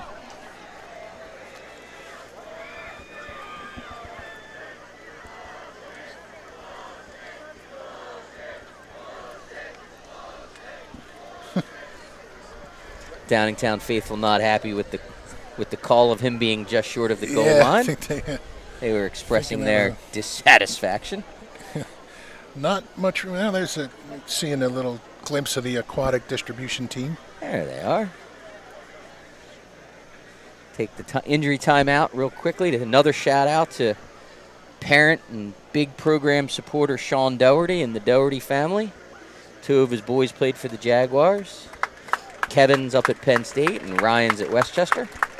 Sean was a member of the Booster Club that helped support the program and all their efforts. So thank you, Sean, for your years of service.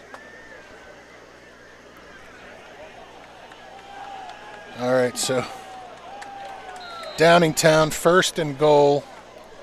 9 minutes and 29 seconds left in the game. He'll take it himself, Wickersham, and he's across for Downingtown's first touchdown of the game. Wickersham in behind that big offensive line. Now 41-6. Yeah, the big boys up front just plowed their way into the end zone from 3 inches off the goal line. There aren't many plays that happen from inside the 1-yard line, but right. That was one of them. Get one of these funky extra point setups. Ah, the muddle huddle. And they clearly didn't have 11 guys on the field either. Not allowed to play with 10 either. Well, technically you can. High snap, good hold. And it's good.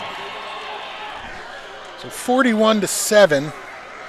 Jaguars with the lead. 9:24 left in this game. Get to see this Jaguars kickoff return unit for just the 2nd time tonight. Yeah. See Coach Jeff Hill and Coach Dave Resneski down there coaching the boys up. This is one of those situations, especially early in the season, where you want to get your starters out in a game that's only got 9 minutes left with a 34-point differential, and you want to get young guys out there, but it's so early in the season that a lot of high school teams haven't genuinely had an opportunity to get young guys reps at practice on special teams. Right. So you see a lot of coaching happening on the fly, typically in games like this with regards to the young guys on special teams. You wonder if Downingtown is thinking onside kick. I doubt it, with the score differential being what it is. But never know. Looks like they got a bit of a hands team in here, right? Coming front line. Get some running back receiver types in here.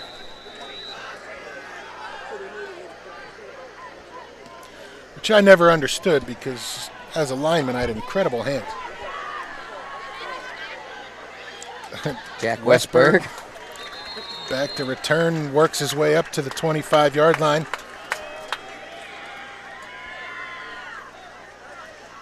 Now it looks like we'll start to see some players coming in for the Jags. Looks like number 16, junior Matt Maceros in at QB, Pat. Yep, he'd be the number 2 guy. Maceros.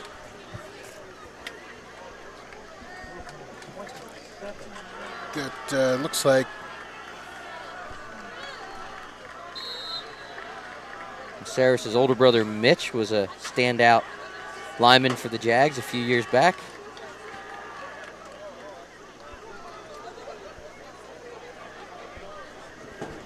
number 73 in there, Ryan Thiessen. Number 66, Tyler Holland. Number 50 at center now is Luke English. Matt Aubrey, number 13 in at split end. Handoff goes to Westbrook, and he brings it around the left side for a pickup of about 5 up to the 30-yard line. So 2nd down and 5 for the Jags with a running clock going. We're now under 8 minutes and 30 seconds.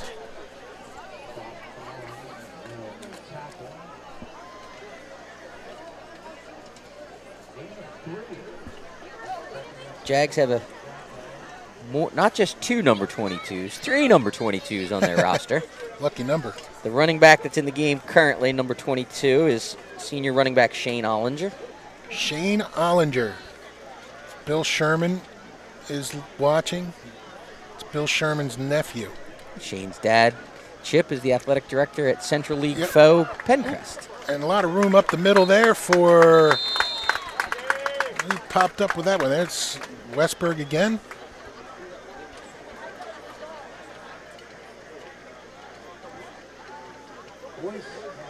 Yeah, I have... I guess that's Westbrook, right? Number 15. And yep, Jack Westbrook. I have, because there's an Aiden Boyce in here showing 15, and Westbrook's listed as number 8. But I guess because he's on the field at the same time as Liberator sometimes, he probably had to switch that up at some point. That is also against the rules. Yes. Bill Sherman is listening. Well, I will say that Garnet Valley last year had 2 number 14s on the field for pretty much every special teams play. And about midway through the 6th and final game of the season, the referees finally realized it and pointed out that that's against the rules and made one of our 14s change their jersey. But in general, yes, there can be multiple numbers as long as they're not on the field at the same time. Yep. Confirming Bill Sherman is watching the game.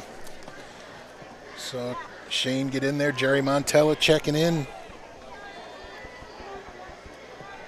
Cousin Hootie down at the shore also watching on his big screen.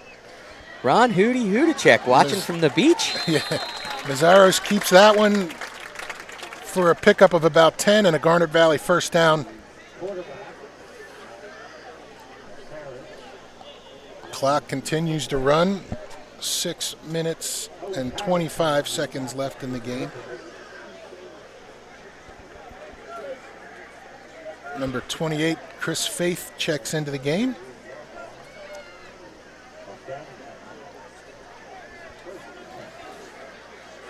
Pat, take an opportunity. This is a really, really cool high school football stadium and venue. Oh, yeah. It's much like Conestoga in that there's no track around the stadium, so the stands are essentially right on the field like a lot of the college stadiums are. The 2 Downingtown programs, East and West, share use of this stadium. Yeah. Yeah, it's a great stadium. And they host a lot of the regional events there. That was Shane Ollinger again there that time for no gain. Number 11, Sean Parikh. Also a backup punter, right? Sean is also, yes, a kicker and punter. Yeah. Very good punter in his own right.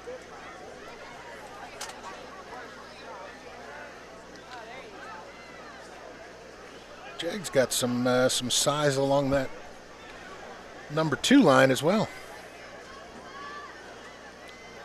This goes to Westbrook, and he struggles to get about a yard there. So Jags with a 3rd and a long 9 from the Downingtown 47-yard line with 4:46 left to go in the game.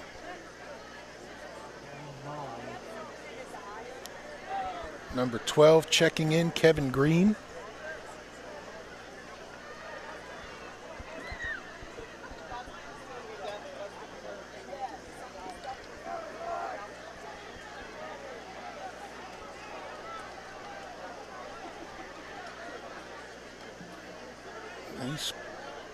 Give goes underneath to number 15, Westbrook again, and he picks up. Does he get enough for the first, or is it? No, picks up about 7.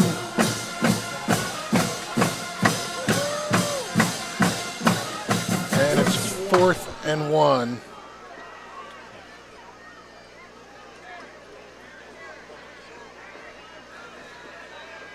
Jags trying to work some clock, maybe see if they could draw Downingtown off sides. They were working the old, but Downingtown sitting tight there. This give goes to number 22, Shane Ollinger. He might be just a hair short, depends where they mark it. Yeah. Yep, about a football short, I think.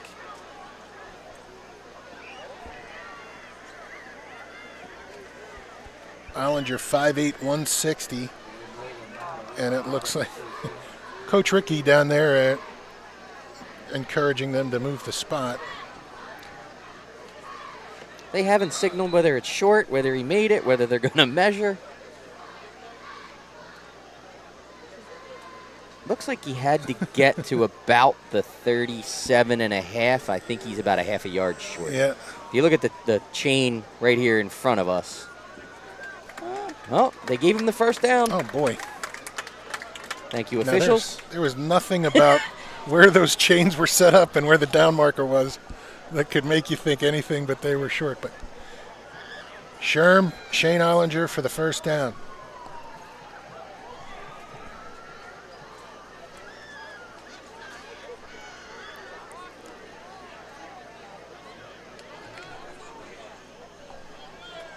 Clock continues now, under 3 minutes left.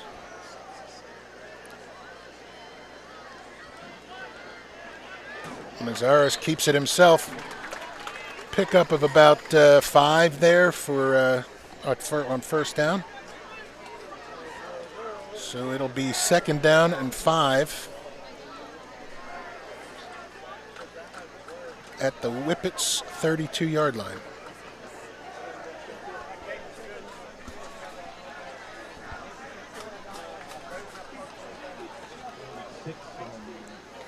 I'm going to try and give you some scores checking in from other area District 1 games, but my scoreboard wasn't loading, so we won't do that. Yeah, I tried to get the live board up as well, and it wasn't happening.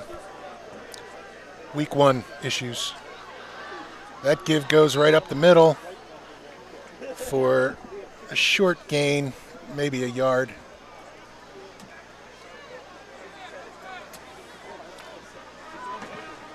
Again, next week the Jaguars will be at Central League foe Conestoga, while Downingtown West stays non-league, and will play the Interac Haverford School from the main line.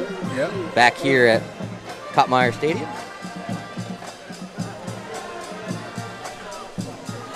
It's an unusual year for the Jags, where they away scrimmage and first 2 games are away. So you'll be 3 weeks into the season before we have anything at the Mo. That give goes underneath to Westbrook. He's looking for room, and he cuts back, and he finds some. Good for a first down to about the 17-yard line.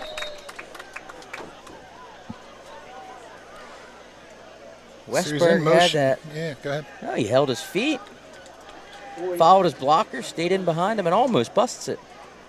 Yeah, look at that. They did a nice job finding that cutback lane, and takes it down to the Whippets 14-yard line, where the Jags will have another first down. Westbrook had that early mishap on the fumble where there was an exchange between he and the quarterback, Busenkel, and ball was on the turf, led to that early turnover. But since then, he's gotten his share of carries, and he's run the ball really well.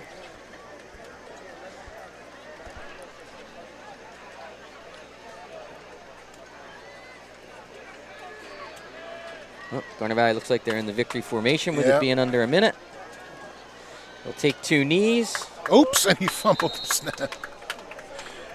Mazaris lost the snap there for a second, but nobody was expecting that to happen. And week 1 and young guys.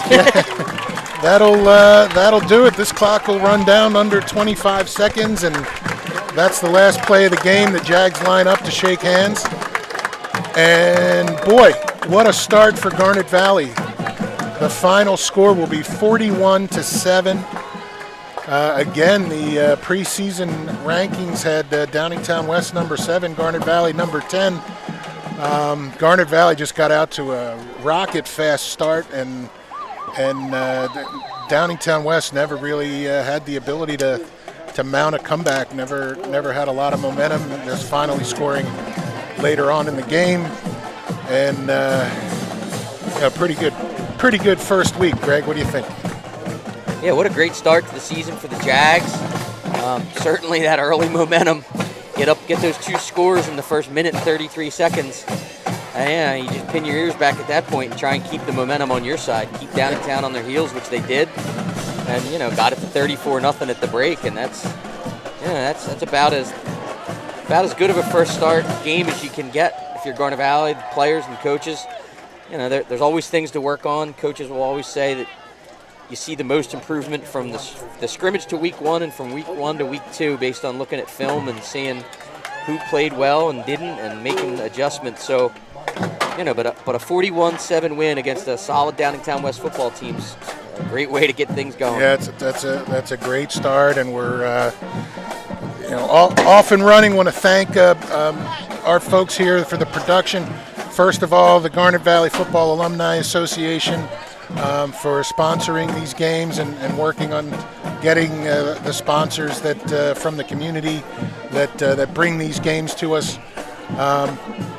We want to thank today's sponsor, the Skellies, and also our production team here for the Sports Fan Broadcast Network, Joe Maggio and Jack Byrne here with us, and of course our hometown cameraman extraordinaire, Tori Marcuson, and Jack Kapp, who joined us from SFBN. Ben Hoyt, of course, as usual, doing a great job in between the quarters, and Greg, great job on game 1. You're a natural, and we miss you, Don, but you bred a good replacement for yourself. So, Pat, thank you. I appreciate it. It was fun. I look forward to it. We'll see you next Friday from Conestoga. Yep, 2 games on the road. Again, thanks, everybody. Have a good night.